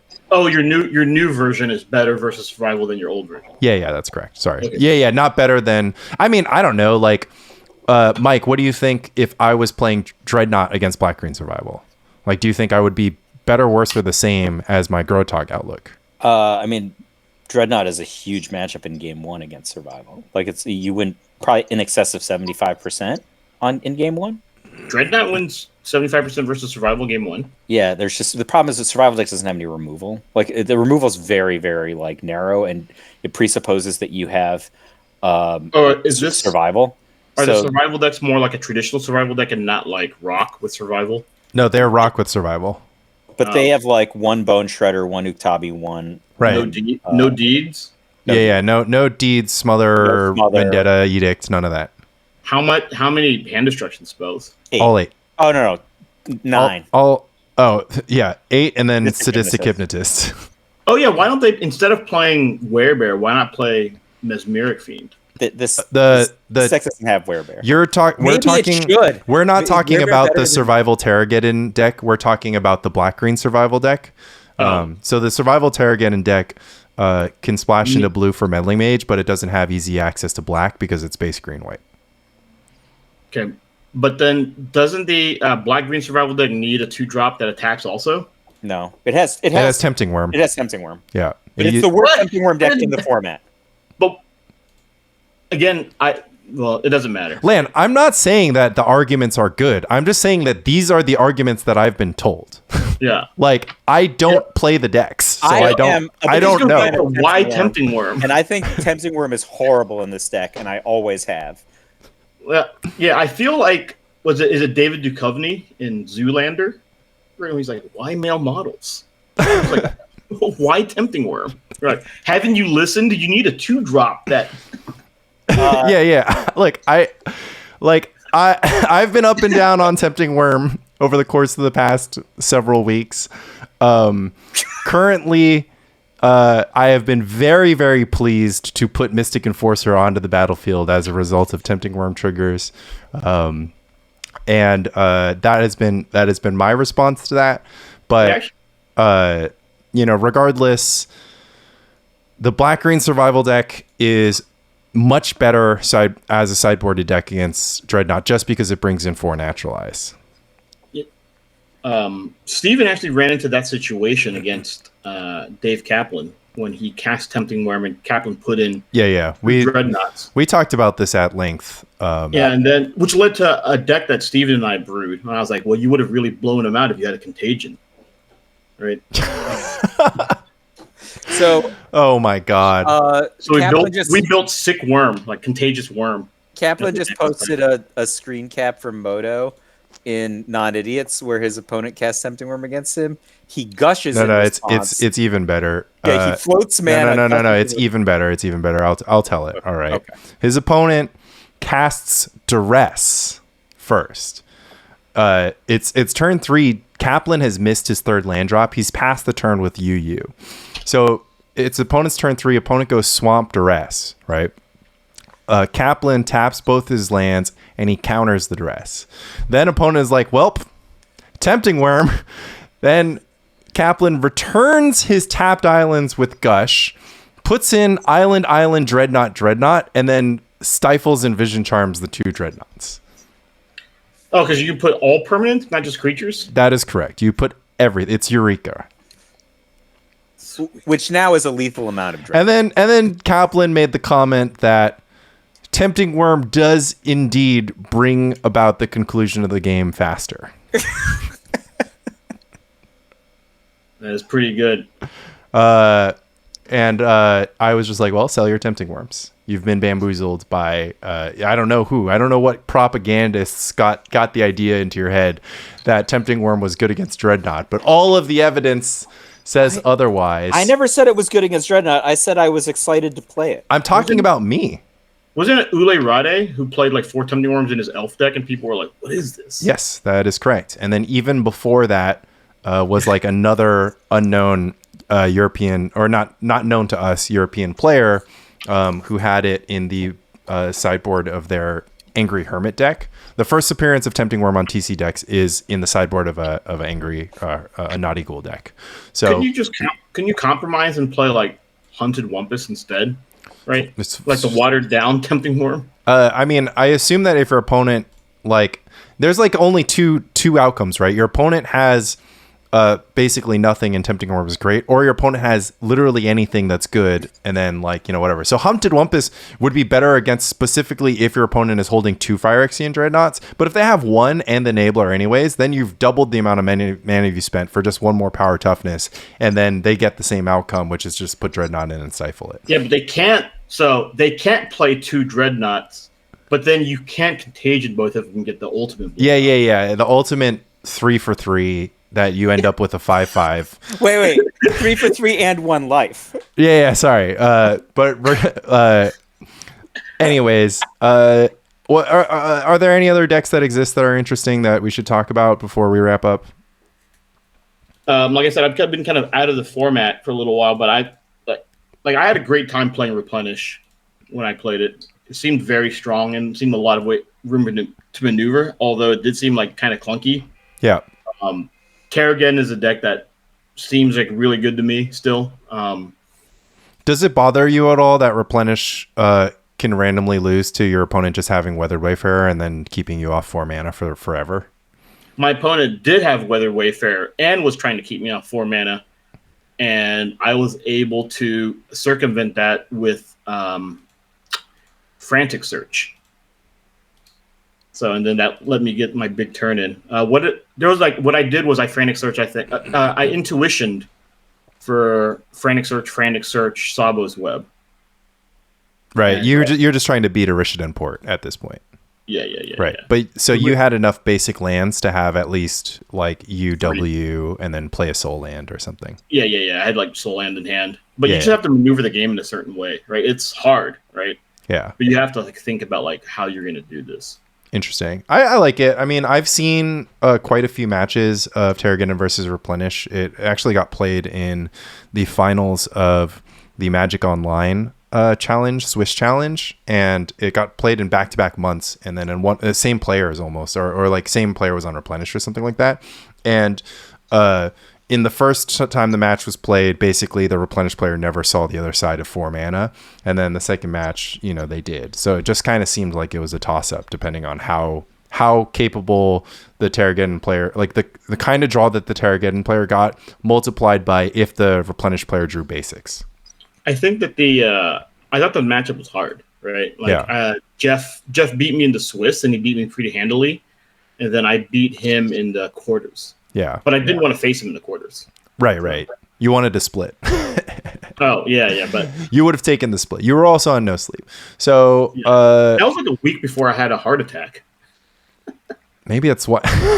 Yeah. What do you think about how do you feel about just on vibes, since you haven't played the matchup, what do you think about the Replenish versus Parallax Tide sideboard Dreadnought deck? Well, the weird thing is that I was thinking about this a little bit like the other day about how Armageddon just isn't that good against like the Dreadnought decks, right? Because of Gush and because it's a low mana deck and Daze. Like the entire combo, you only need like 2 mana. So even if they're getting rid of lands, right, it's not that big of a deal. But also the fact that you can just Gush in response to a Geddon and it just feels like total dog shit, right? So I don't even like the main thing that I think the Terrageddon deck has going for it is the fact that it could just pack a lot of removal. Yeah. Right? Well, I was actually saying Replenish against the Dreadnought deck. Replenish. Yeah.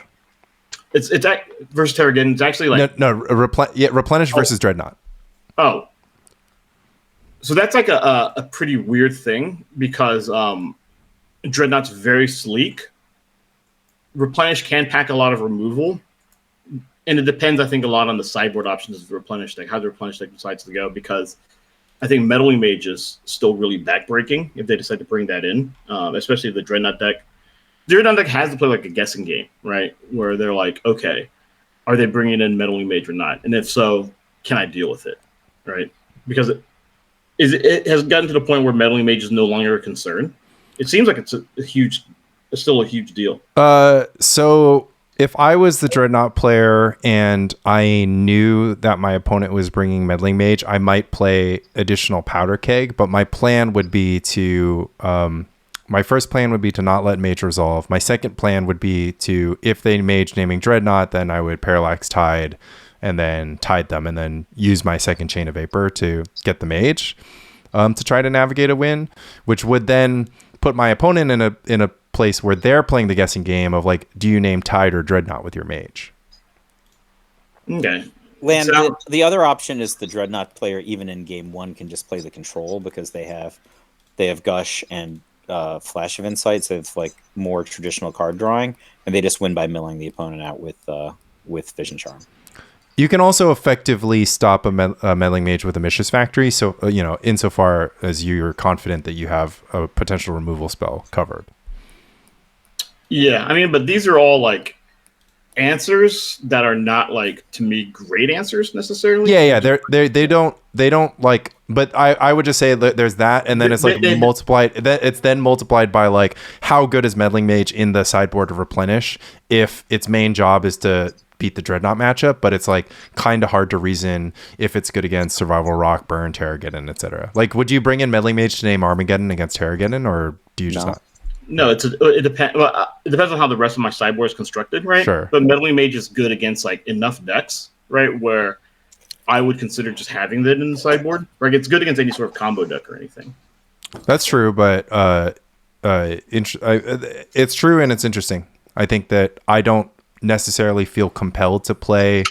Like, if Meddling Mage is competing with an Orm's Chant Abeyance type slot, like, I would feel like those are similarly good against the combo matchups, because, of course, so long as you combo, you stop other combos from comboing. Why not both? I played Abeyance and Meddling Mage. That's why I prefaced by saying if it's in contention with those cards, right? Because it's very hard for your replenished deck to contain Red Hate, Mage, Angel, Orm's Chant Abeyance, other forms of counterspell, whatever, and have those at reasonable numbers. You can have 4 Meddling Mages, 4 Exalted Angels, 4 Blue Blasts, and 3 Chants. I played 2 Abeyance and 1 Warmth. Yeah. I mean, like, you could just, like, you don't have to have all 8 creatures. I know Minguchi likes to do that, right? When I played, I think 3 Exalted Angels, and that was it. But I wasn't, like... You destroyed me with the Exalted Angels. Well, you were like... you were worried about your opponent's Meddling Mages at that specific tournament.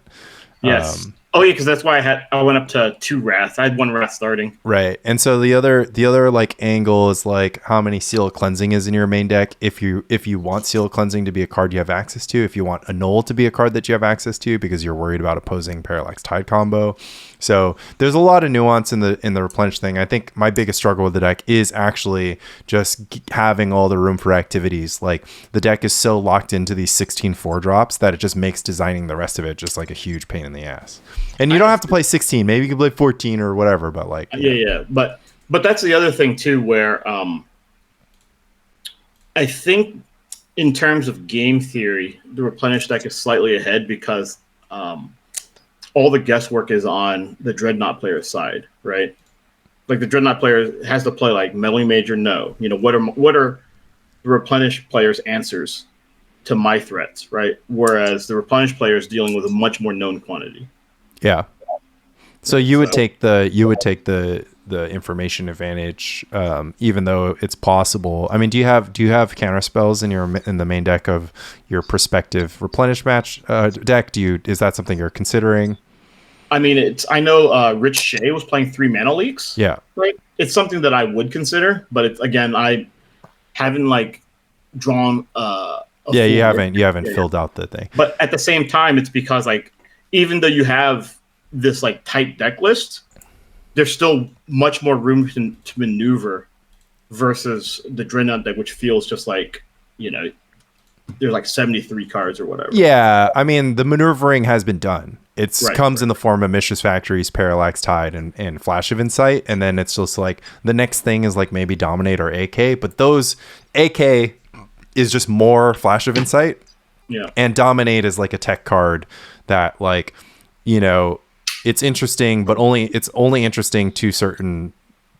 Replenish is indifferent to Dominate, right? Dominate is for the Call the Herd players to think about. I think we should add in our testing of Replenish versus Dreadnought, the Dreadnought player would lose every match that they did anything in game one.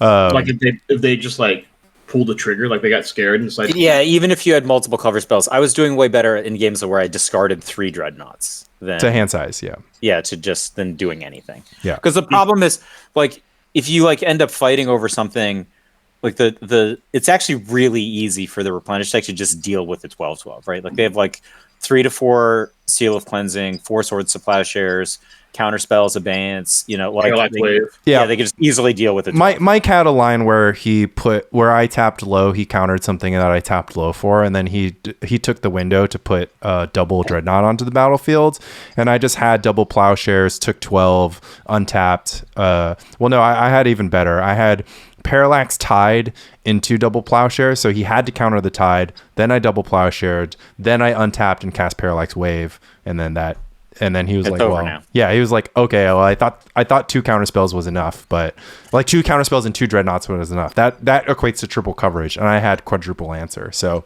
doesn't the Dreadnought deck, isn't it famously not good at acquiring cards, right? Well, that's Flash of Insight, and that's it. Yes, but also so is the Replenish deck, and then that's why the matchup is just about opportunistically. The Dreadnought player should be thinking about answering every copy of Replenish and Opalescence via Vision Charm, Foil, or Counterspell, right? And then the Replenish player should be trying their best to trade Parallax Tide for a Counterspell, because you know, they can fall behind if they just get any number of the Replenish Opalescence Vision Charmed away. So if you can trade your Parallax Tide or your Mana Leaks for your opponent's hard counters, that gives you the ability to conceivably have more copies of Replenish and Opalescence than your opponent can have Counterspell and Foil, because you're locked in on 8. But Dreadnought's card selection is so much better than Replenish's card selection because it puts it ahead on cards. It can make land drops to the point that Mana Leak becomes a card that doesn't do anything. And so it has a lot of, like, it can actually put 10 lands into play, and then you can Tide combo them and they can just be like, okay, you know, or you can Tide combo them and then they'll just like Chain of Vapor to unlock their mana. If you're using Tide combo, like not full Tide combo, if you're using just Tide. So lots of. I was just going to say that this kind of like falls in line with my impression, which is that like Replenishes dog game 1, but has maybe advantage games 2 and 3 because of potential sideboard configurations, just really powerful cards. So most of the Replenish side players agree with you, and the Dreadnought players would tend to agree with you. Except for like the Dreadnought senseis who kind of like have like a next level thing to beat the whatever the thing is. So that matchup is very, very interesting, and I think I would not be surprised if there are several big Replenish versus Dreadnought matches at the upcoming LobsterCon. I think Dreadnought's going to be much more represented, but I think that Replenish is going to be highly represented amongst the most sort of skilled players. I think. To me, like Replenish and Dreadnought are very similar decks. Like they have very similar win rates. They have similar incentives. Like they're decks that have both controlling and combo elements. But the main difference is like Dreadnought has an average casting cost in game 1 of 1, and Replenish has an average casting cost of 4. Like that's the big difference. So which is better? I think like in the abstract, I think. Dreadnought is better, but if I had to play the matchup heads up, I'd rather be on the Replenish side. Dreadnought is going to be more likely held back by its popularity. it's harder to defeat Replenish with Meddling Mage. Meddling Mage is still good against Replenish, but it's just harder to defeat Meddling Mage with Replenish is insane against every non-burn creature deck. Notably, Replenish is very, very good against Survival of the Fittest decks. And there are very few decks. There's very few blue decks that have a inherent. Survival decks are fucking turn 3. They're just like, well, just got to survival away and get my 1/2 drop that I could cast, whether it be Werebear or Tempting Worm. God be with me. Well, let me tell you about casting Tempting Worm against Dreadnought. Now try casting Tempting Worm against Replenish. You put what into play? I will say the best thing about playing Replenish, though, and I encountered this actually like with the host deck, was like players would be like, wait, what's going on? And because like I listened to Spike Colony, I've been a long time listener to Spike Colony, I can explain like the stack like exceedingly well, and I have a deep and fundamental understanding of how the interaction between the parallax cards. I could walk my opponents through how they had no permanents in play, how my permanents were basically like invincible. But like, if your opponents ask that question, if you have an artifact, it's not invincible. To be clear, that's why I play Animate Artifact. Okay, right, yeah. Which comes back into play from Replenish. Good point. Yeah, you got me there. No, that was an interesting thing when I was playing against Jeff in the quarters. And I resolved to Replenish, and he went to his upkeep, and he had a Sylvan Library in play. And I was like, "Oh yeah, that's a creature. I'm just gonna blink it out real quick." And he's like, "Oh yeah," that I felt like pretty sweet. Yeah. But when your opponent is asking you like what's going on, that means they have no idea as to like how to actually attack your deck. Right? Yeah. And notably, the Bearded Dragon tournament that I just played was won by Mike Harris, who did a lot of explaining the HFEG combo along the way to his second or her third, whatever, his second big tournament win with the deck. Congratulations on your showing, by the way. Thank you. I am, of course, gutted that I didn't win, but and also that like I also might have concluded to just not play. It's like this is why I'm struggling. I got second place, and I'm like, well, I can't play this deck at Lobster. Lanny, am I out of the gutter now? So I was like second place at all those meetups, second place at the trios, but then I won the pre-release last night. Am I out of the gutter? Those are like those are like small time. Those are small ball events, right? The trios wasn't a small ball event. That was like 60 players or something. But you got carried. I did get carried, but I was the lead producer. Weren't you like a Wall of Diffusion in that tournament? I don't know. How many wins does a Wall of Diffusion have? It might have more wins than I did. Yeah. No, I won. I won. I just never won when it mattered. You just never won when it mattered. Yeah. Like I would win a game and then like personality higher, okay? Deepow and Andy were like, "Why are you still playing?" Yeah, but this was over an hour ago. You can't be unhappy. It's like you landed on the community chest square. You drew, was it second place in beauty contest? Yeah, second place in the beauty chart. Yeah, over and over again. Yeah. Yeah, but like I kind of one was just the gap, right? It was just like first place was Mox Diamond, second place was Survival. So like having. I've been there before, except for first place was a Mox Diamond, and second place was like $30. Yeah. So like that's basically that. So the result wasn't. I'm not unhappy with the result. It was just kind of like it was like I had a good result in the tournament, and I left, and I was like, I got to fix this deck, right? It's like I left, and I was like, I have to do some serious work to improve my deck. Because I didn't play every round. Part of this I just talked about in the last podcast. I told Mike this story. My opponent volcanic hammered a Quirion Dryad that he thought was a 3/3 and not a 4/4. Like it just had a 3 dice on it, right? So it's a 4/4. Your opponent was playing volcanic hammer also? This was in round 1, and I literally. Maybe you were out of the gutter. Yeah, right. So I literally thought to myself, I was like, reflecting on it, because we were playing with the judge and it was Ariel or whatever, and my opponent didn't ask for a take back or anything. In fact, when he said volcanic hammer, I adjusted my life total, but then he said no, the Dryad. I'm like, oh, he's gonna double burn spell this, and I was like, that seems like a fine play. But then he was just like nothing, and then I was like, oh, and then so he didn't ask for a take back, but I'm just kind of like, I'm not even gonna offer this take back because I'm just going to lose this match, the first match of the tournament. And I was like, that's how bad my deck is. Like, I'm just going to lose some volcanic hammer.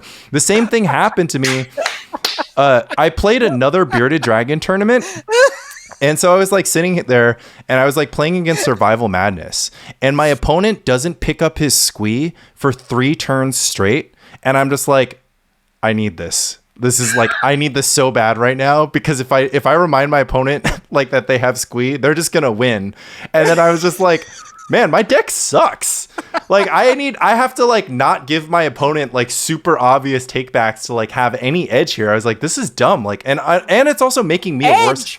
This is not edge. What you were describing is not edge. You are in the gutter. You are trying to get your face above the sewage, and you can only do so by stepping on the volcanic hammer. Yeah. I'm like literally, I'm making myself a worse. I feel extremely guilty about this, because I was just like, oh man, like I literally put myself in a situation. Like I've been outspoken, we've all been outspoken about how like, oh, like stakes don't influence how Premodern is played. It's like, okay, well actually it does, because like if we were playing no stakes, for me. It doesn't for Lan, but for me, I was just like, you know, like I was like sweating the tournament, because I was like, oh, you know, I got to win this tournament so that like, you know, Ryan's going to be like not super pissed that I spent an entire day in New Jersey, you know, to only come home with survival of the fittest, right? Like I want to come home and be like, hey, babe, I brought home a diamond. Like, lol. When I was playing in Lobstercon, my first round opponent literally missed his portent trigger 3 times, and I was like, I don't care if I can draw your card. But then I felt bad about letting him draw his card, because he stalled SWB out. Yeah. You know, and I was like, fuck this guy. He's like the guy that, like, you know, the judge is lenient on, goes back and murders the judge's family. Yeah. That's exactly what happened to you. Yeah. Well, SWB didn't make top 8 because of that. I agree. Yeah. I mean, that's definitely super uncool. Like, I think, but that's the point, right? It's just like, what would you rather the overarching culture be? Would you rather it be like, you gave him the portents and he gave SWB the concession when he was dead on board? Or would you rather he didn't get the portents and SWB didn't get the concession? Yeah. I would rather clearly the first one. And going forward, I would be like, look, I'm going to give this to you. But if you're in a situation where you have you can give it back, yeah, you have to do it. And look me in the eye. Yeah. Look me in the eye now. His name was Ivan. Swear to, oh my God. Look me in the eye now, Ivan. Right? Oh, I think like I've your mother. I've gone native, or father, or if you have a bad relationship with your parents, swear on the Constitution, perhaps. Look, I've gone native. Like I just leave my hand up in Legacy or whatever. Like I've just completely gone native. But I would actually rather, like, we all just played prison rules all the time, because then at least the battlefield is flat. There's no ambiguity. Like you don't have people like Lan who's giving stuff back, and then people like you who's taking it away. There is no ambiguity. It's net zero. Yeah. No. I'm just saying, like you are literally like giving these portents to somebody who's stealing from SWB. Lanny is desperately grasping at volcanic hammers. Yeah. Right? So this is true. What the one thing, my conclusion about the bearded tournament was actually that I came in second place. Was similar to Mike's. One, I felt bad that I took advantage of the vibe being different. But 2, I felt that because the bearded tournament had a mix of different people and communities, some people who are maybe new to Premodern or coming from other formats, the judge just makes it like really, really simple and clear that we're just going to play this REL and everybody, and there's just a consistent standard. Because if you like go and it's your first Premodern meetup and one guy's coming from EDH and another guy's coming from Legacy FNMs and another guy's an RCQ grinder, they're not going to know anything about like, oh, like, you know, these are the rules we play by. We play with our hands face up. We give friendly concessions and takebacks. Like, they're just not going to know that. And they shouldn't be expected, they shouldn't be expected to walk in a room and just be like, oh, you're telling me I have to give back people their triggers, when that's not how Magic is played anywhere. Like, you have to build the culture that like every Premodern player does this thing. And like, look, as Premodern grows, it's gonna lose a little bit of that culture anyways. I mean, like I said, I don't really care. I just do that. I mean, I did that even at the Pro Tour, and I got like kind of fucked by it. Yeah, I mean that's fine. Like that's fine on an individual level, but I'm just saying you can't expect everyone to behave that like that, because the other thing is like exactly what you said. It's like that system is more abusable than judging, right? Like if somebody goes in and just says like, well, like I don't know these guys, I'm out for blood. They're gonna ask for every take back and give no take back. So it's just better. Lan being nice hurts our friend. Like that's the That's why you give the. That's why you make. That's why you make them swear on the Constitution. Yeah, or their parents. Yeah, right. Yeah. But what if they're not? But they're clearly not an honorable person. They're a perjurer. Isn't gonna. No. But yes, you're right that like they don't adhere to the highest form of honor. But like the thing is like that's why at a certain point. And look, this is the Premodern that the stingy pearl clutchers were warning you about. At a certain point, the format is large enough, it's played by a large enough amount of people that you just need to have sort of a consistent ruling around this thing. Especially with prizes on the line. Obviously, if there's no prizes on the line, we're at a bar, we're at a meetup, like whatever. You can just make an announcement. It's like, yo, give the take backs, and then like we're not inviting you back to hang out with us if you're a dick.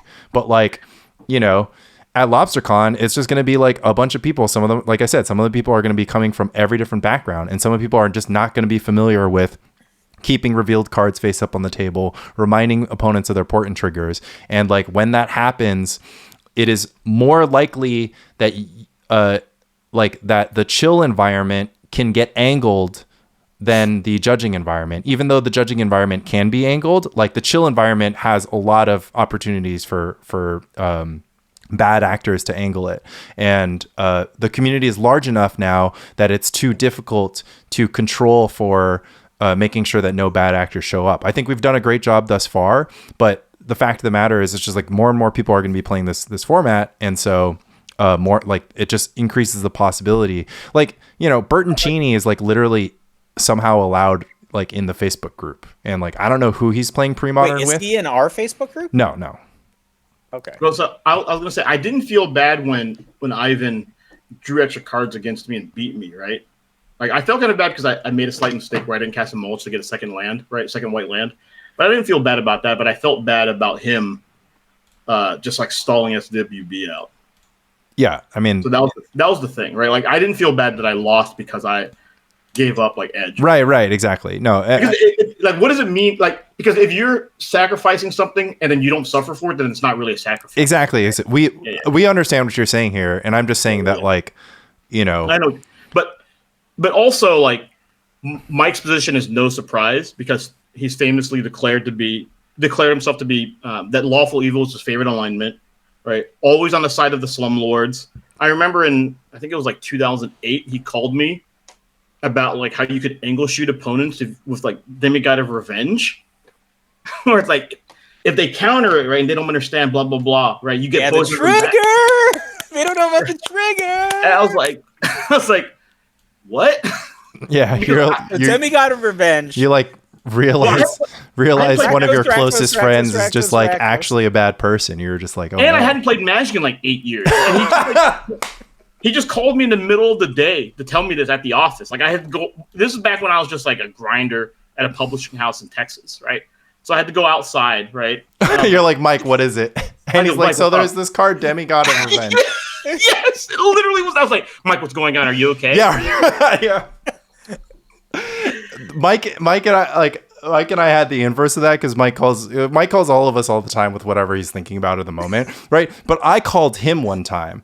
So I got him on the line and I had told him, that the plan was I would call him at some point to talk about the tournament to end our most recent podcast episode. And so he picks up and he's like, what is it? I was like, do you have a second? And he's like, I'm in between things, but I'm pretty busy. And I was like, oh, I just need 5 minutes, but I think I want to end the podcast. And Mike was like, why? What? Why?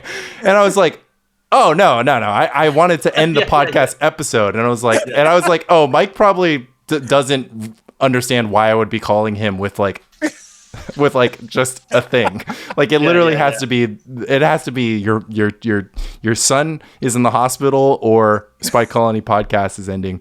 But I think that like the dream is that like keep the vibe going, and that people, you should scoop. If you should scoop turn 5 of turns if you're deterministically going to lose on turn 6. Like if you're listening to this now, you should do that in LobsterCon. You should remind yourself of your portent triggers. I'm going to hold myself to that standard. I don't feel like if you remind me of this episode, if you volcanic hammer my Korean Dryad and you're just like, oh, I just didn't realize that I had 4 toughness, just look me in the face and said, can I have this take back and swear on your mom that you're a good person? And I'll give it to you, because I feel really guilty that I played this tournament so hard. And I'm like, this is just not like, this isn't what I want it to be. Like, I think it's good to have judges. And I think that it's good that even if you have judges, even if you have a rule book and a way that things are be done, it's still good to be just like Lan and just be generous anyways, because it's the right thing to do. And I'm going to hold myself to that standard. Doesn't matter if I have to disappoint my wife with the news that I got Survival of the Fittest and not Mox Diamond, or in this case, Survival of the Fittest is the first place prize, Defaced one. I'd be like, I brought home Defaced Recurring Nightmare instead of Defaced Survival of the Fittest. I can't imagine that Ryan actually like cares that much. I think it's like because like it's not like she's like, hold on a second, let me check Beckett, right? Or I told her that if I won the tournament, I would buy this really nice juicer that we want to get. With the proceeds, to entice her to the Mox Diamond. Yeah, I would have sold the Mox Diamond, but just to entice her to like root for me to win instead of like rooting for me to be home like before midnight, right?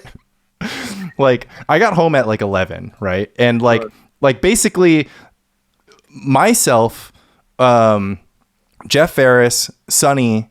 Jeff missed top 8, but myself, Sonny, and Mike Harris all had to like text our wife, which is be like, we got into top 8, and like universally get effectively the same response, which is just like, so when are you going to be home then? Just be like, well, this is like a really funny like sub community to me, like subculture. The wife guys. No, yeah, pre-modern winners and the wives who don't care. Yeah, just like. That's the name of this episode: Pre-Modern Winners and the Wives That Don't Care. Yeah. But yeah, I mean that was kind of like the reason why, like, because the other thing was like losing in the finals meant I spent the maximum amount of time, and I'm gonna get home at the same time that later than Mike gets home because he's local, right? So like that was rough, right? If I was able to give Ryan back an hour, and then I'm like, oh, I got 130 store credit versus like, you know, whatever, I eventually sold it for 180 cash, the survival, then she would have been like, oh, it's worth $50 in equity to like just have you back home, right? But like, is she really like? She's like, what's your hourly rate of being away? Yeah. No, she's not. But well, that's to me too. That's to me, right? Like I grinded. It's like, I mean, it's just a bad run out, right? I went in. Yeah, but couldn't you like just work like 20 hours at the census or whatever and then buy a juicer? Yes, of course, but like that, I could say that about like anything, right? It just so happens that if I get to play Magic and I happen to bring home a Mox Diamond, then like it's a huge win for me, my podcast, my fans, and my wife, right? Yeah, like, I guess maybe the takeaway here is that I should get a wife, because when I came home with the Mox Diamond that I won, I just put it in a pile with the other Mox Diamond, right? And there was no fanfare, right? And there was no one who was just like proud of me. Right? I was proud of you. Well, self-actualization comes from within, anyway. Yeah, that's but also, true. I don't think of the Mox Diamond you won. Matty Wan just ordered a bunch of cards as I was talking to him yesterday, and he's going to have another Fifth Hammer event, and I told him, like, we're getting 32 on a random weekday night. You'll fill it this time. So, well, last time he was also competing with another pre-modern event, I think in upstate New York. Well, no, I mean, last time, you know, or maybe it was in New England. Last time he just, you know, I you know, shout out to Maddie for obviously putting in the legwork to put on a tournament. But last time it just, you know, like, he was missing a few of the things that we typically put into the tournaments to like ensure turnout, and then also the tournament experience itself is like, you know, organized in a way that is super solid. So I think that was the tough thing. I think that he just put up the Mox Diamond and was like, this should bring everybody in, and it was like, well, there some of the groundwork wasn't there. So if he does it again this time, you know, I would I would strongly urge him to add a little bit of the extra layers of tournament organizing that help the event succeed besides just the pricing. I played against like a murderer's row in the tournament. I played against Mike, you twice, Bill Ellis, then Brian in the finals. Right. So I felt like my 5 wins were like very earned. Yeah, I mean you earned the Mock Simon for sure. But also regardless, right? I don't think either of you have to worry about like your credentials or standing. I think you guys are both like, have like very good standing, both in terms of like play skill and reputation within the community. So I just don't think that it's something that you should like be the source of any sort of insecurities. I mean, I'm happy I won the pre-release last night. No, Did you see this card? I know you 5/5s and an overrun. I know you're striving for like personal greatness and trying to asymptote towards like this like platonic ideal. You finkled them. Yeah, but I think that like, I think we should still strive for that, but also I don't think it should be the source of like, putting your beers in a bag and leaving. No. I have a bag for these beers. It's just listen. It's just because pick up Ryan. Look, Steven can't have gluten. I would have left the beers in the fridge if he would have drank them. Look, but I have had a lot of like nice. Tote I had to bags take in him my home. house. I was just wondering, maybe He you might have one. He doesn't have to drink beers in. He doesn't have to drink. He doesn't drink and he doesn't consume gluten. But to answer Lan's question, right, it's like I just want to do something. Like I want to like have a plan and execute it, right? Like, and I want to feel like I'm playing the tournament as confidently as possible. The big difference last year between my day 1 LobsterCon and my day 2 LobsterCon was day 1 I felt like I was just lost and I was just like I just didn't know. You're playing Growatog. That's part of the problem, right? And then day 2, like I just had a sideboard guide and a few lines of text and I just felt super confident and I was like, I want to feel the same amount of confidence this year that like, I have a plan. I'm well prepared. I know, like, I feel super rock solid about all 75 cards in my deck, right? I don't want to go in and just be like, oh no, like, I don't know if I should have one Sabo's Web or Engineer Plague or whatever, or like whatever. Like, it matters. Like, it's too late, right? Like, it's too late to make those decisions. Like, that's such an interesting thing. I just thought about this. I played the same deck on day 1 and day 2 last year. Day 1, I felt like I was playing great. I was like playing like a god. Then I was so disappointed after my last round. Day 2, I literally played like a donkey all day. Played horrible. I had the exact same record at the end of both days, like 7-2 or whatever. Yeah, I mean, I just want to like be prepared, and I don't like if I play Growtog, I don't want to like. I want it to be not because like I'm doing it because like for me it's actually just essentially just like giving up on trying almost. It just be like, oh, I'm just going to do this because I'm like comfortable with this. Like Lanny, I haven't exhausted all the options. Like if I play Growtog, you would play Growtog other than narrative. No, I would play it because I have a list that I think is awesome. Like I would just play it because like I got to like a point where I'm just like, this deck, it feels super solid. And like, as long as I don't play against Oathponza, like I would be okay if I went to LobsterCon, won every match except for against Oathponza and then Oathponza and maybe Burn, right? So if I like lose against Oathponza early and then my win-in ends against Burn and then like the Burn win-in goes 3 games and I just like didn't find chill or whatever, I would be okay with that. Like the thing that was really crazy for me was like, I punted, but I lost the match against Dreadnought, or I drew the match against Dreadnought and I drew the match against Replenish Control. And like, these were 2 decks that the only reason that I'm playing Growtog is just because I'm supposed to beat these decks. And then I didn't beat that. I drew with them. And so there was 2 things. 1, I wasn't playing fast enough, but 2, like my deck wasn't getting across the finish line anyways, if I'm not winning 2 games. And I should. And so I think that, this year, if I do Growtog again and the same thing happens, I'll be pretty disappointed in myself, not because I have something to prove, but because I made the same mistake that I made last year. And that would be like a big waste of a LobsterCon because, this LobsterCon only happens once a year. So I don't need to improve my result. I just need to improve, how prepared I am and how, and how well I play on the day. And so right now, I was saying that's how Lanny ended up with 3 Orcish Aura Flames in his sideboard. Grim Lavamancer is sitting right there. Lan, no, hold on. Orcish Oriflame is the plus 1-0. That's Yeah. I was thinking of Orcish Artillery. Does it get across the finish line? Yeah. I was just like I just couldn't figure out what deck to play. I couldn't figure out what deck to play. Then I like called you, and then you were like, "Your mind is chaos. Don't talk to me." Yeah. Oh yeah, it's because like you and Steven both came over, right, to work on like this to work on the Hoth deck, which and then you were just like, for some reason you were like convinced that it couldn't beat some matchup or whatever, and then you called me in the middle of the night while I was out with friends walking, I think, to Chinatown, and you were just like, okay, so how many Sabo's webs? This is when you added Sabo's webs to Dreadnought. Yeah, and then you played against Lanny in the semis, right? Yeah. Yep. Yeah. And then that's when I said that, because you were just like all over the place, and it was just like, I was like, you just literally just decided yesterday that you were gonna play like this other deck, right? And then all of a sudden, but also like I think there were like some sideboard plan stuff that like I didn't figure out yet, right? Because like Steven beat me once in a meetup, right, when I was on Hoth and he was on Panza, and so he thought that, or he thinks, I don't know if he still thinks this, but he thought that like Panza had an edge. But I think that that's like placing too much too much like waiting in like a result, right?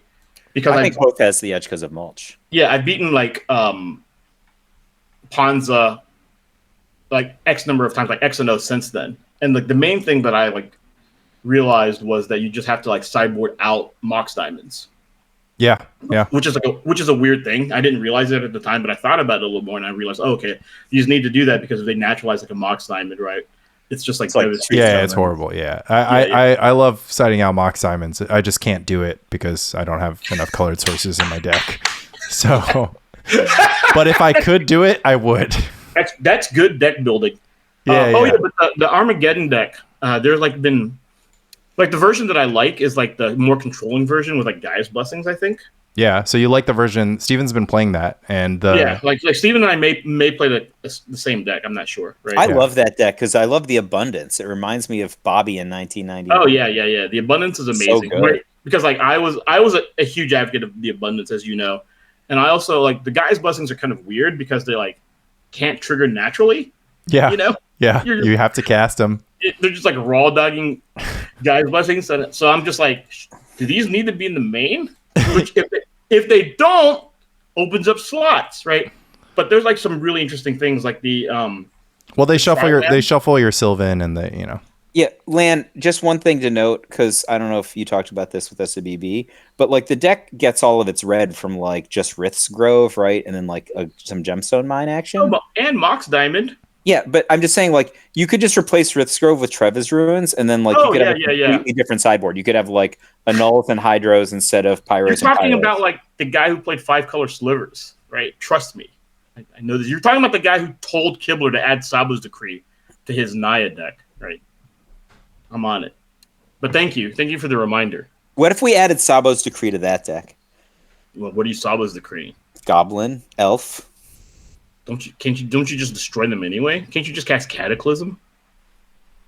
What if you cast Pyroclasm, but I cut it for Annul? Then if you try to cast a card that you cut, then that may be a case where I call the judge. What if I'm Adrian Sullivan? Look, I'm not sure what this should be. It's either a Sabo's Decree, an Annul, a Sylvan Library. You don't remember that in testing, Mike, at all? He used to just have a little notebook, and he just said, like, 2 of hearts, right? Like, just played a 2 of hearts against him. And I'm like, it's like, destroy your creature, 2 of hearts. Right? I was just like, I just remember them like being like the Sullivan split cards, right? It's like, it's either a Wrath of God or a Hymn to Turok. No, it's always like a 3 of Ace. This sounds like it should be referenced in Broken Draft. Yeah, it's quite good. He's won 2 Grand Prix. Yeah. All right. Well, where are we? Are we writing off Grotog, or I mean, there's like no time left to prepare. It's like I would play less than a month. What isn't it? That less than a month. 3 weeks. Feels like how much time do you need to prepare? I feel like I need like like 4 hours. Infinity for me. Oh, the maximum. So somewhere between 4 hours and infinity is the amount of time you have to prepare. Which let's average them. Yeah. Yeah. No. Between 4 hours and infinity, which coincidentally is exactly the amount of time we have left. Yeah, that's true. Right? So we have like basically enough time to prepare. If you want to play like the same deck that's not Grotog, and work with me in like SWB on like a Terrageddon deck or a Replenish deck, right? I don't want to play a deck that contains Weathered Wayfarer, so that's going to divert. That's going to. What if you add Weathered Wayfarer to Grotog? Also, no. Yeah, that's worse. But you can it's good because you can gush. Yeah, no. I've been there. I've tried it. Why would you be? I've written that off already, but I have tried it. So I do hate the card, but it's pretty good with like Mox Diamond. It's pretty good with like the Groves or whatever. Right? Yeah, the Lairs. Yeah. What if you just played Cephalid? That's a good Terravore deck. No time, really right? I can't like the problem is so some of like I want to play a deck that can conceivably be fully cooked by the time that we get to LobsterCon, and like one of the things that impressed me about the Raska deck was that he did cover angles against random stuff too. Like he covered like the Stasis matchup and the Enchantress matchup and like the blue-white control like he covered all these angles. So if we were to start cooking on the Artie deck, the Cephalid Breakfast deck, like we could probably get somewhere in a few weeks, but like you might just like end up getting faced with like some nonsense in round 3 and just like not have thought about it even. And then I know I'm no Kenji or I forget who you said it was, but I'm no player that can just sit there and be like, yes, I've figured this out, right? Like I've been playing Grow for 3 years and I'm still sitting there trying to sideboard against Survival Rock and I'm like, ugh, I didn't bring in Pyroclasm. Like, yeah, I trust you, right? Like I do think that like figuring things out on the fly is like a great skill to have in Magic. Like obviously preparing, right, does a lot. You come up with ideas on how these matchups should play out and how you're attacking them, right? Yeah. But you can't prepare for everything, right? That's true. And in that regard, Magic is an analogy for life. Well, right now, the thing that I can control is my preparation. How I play on the day, like I am going to give myself, I can't stand punting, but I do it all the time. And like, but if there's not too much I can do beforehand, and the preparation will help reduce the opportunities that I have to punt entire matches away too. So that is. I will tell you, if you think that you can't prepare for everything, you should just play Dreadnought.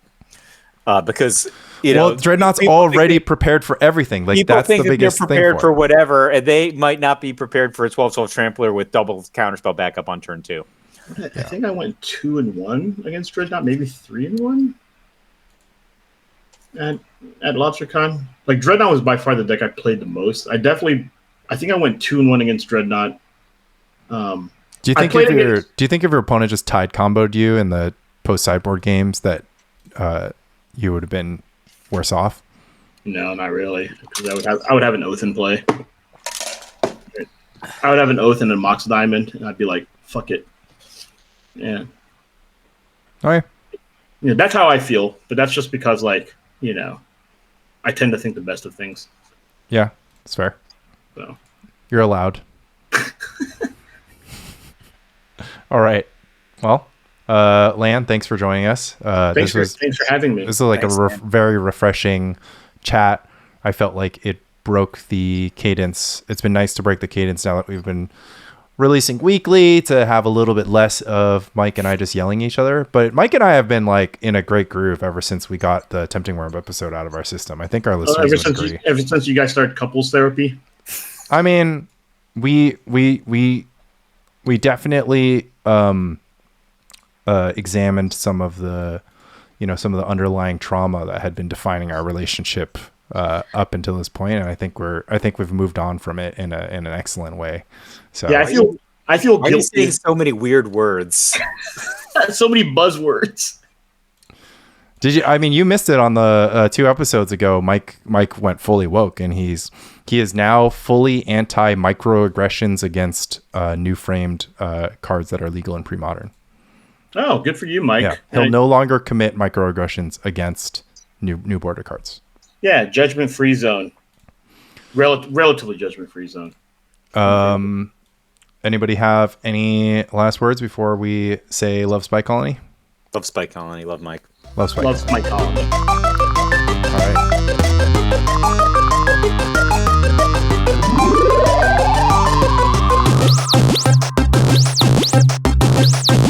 Game over.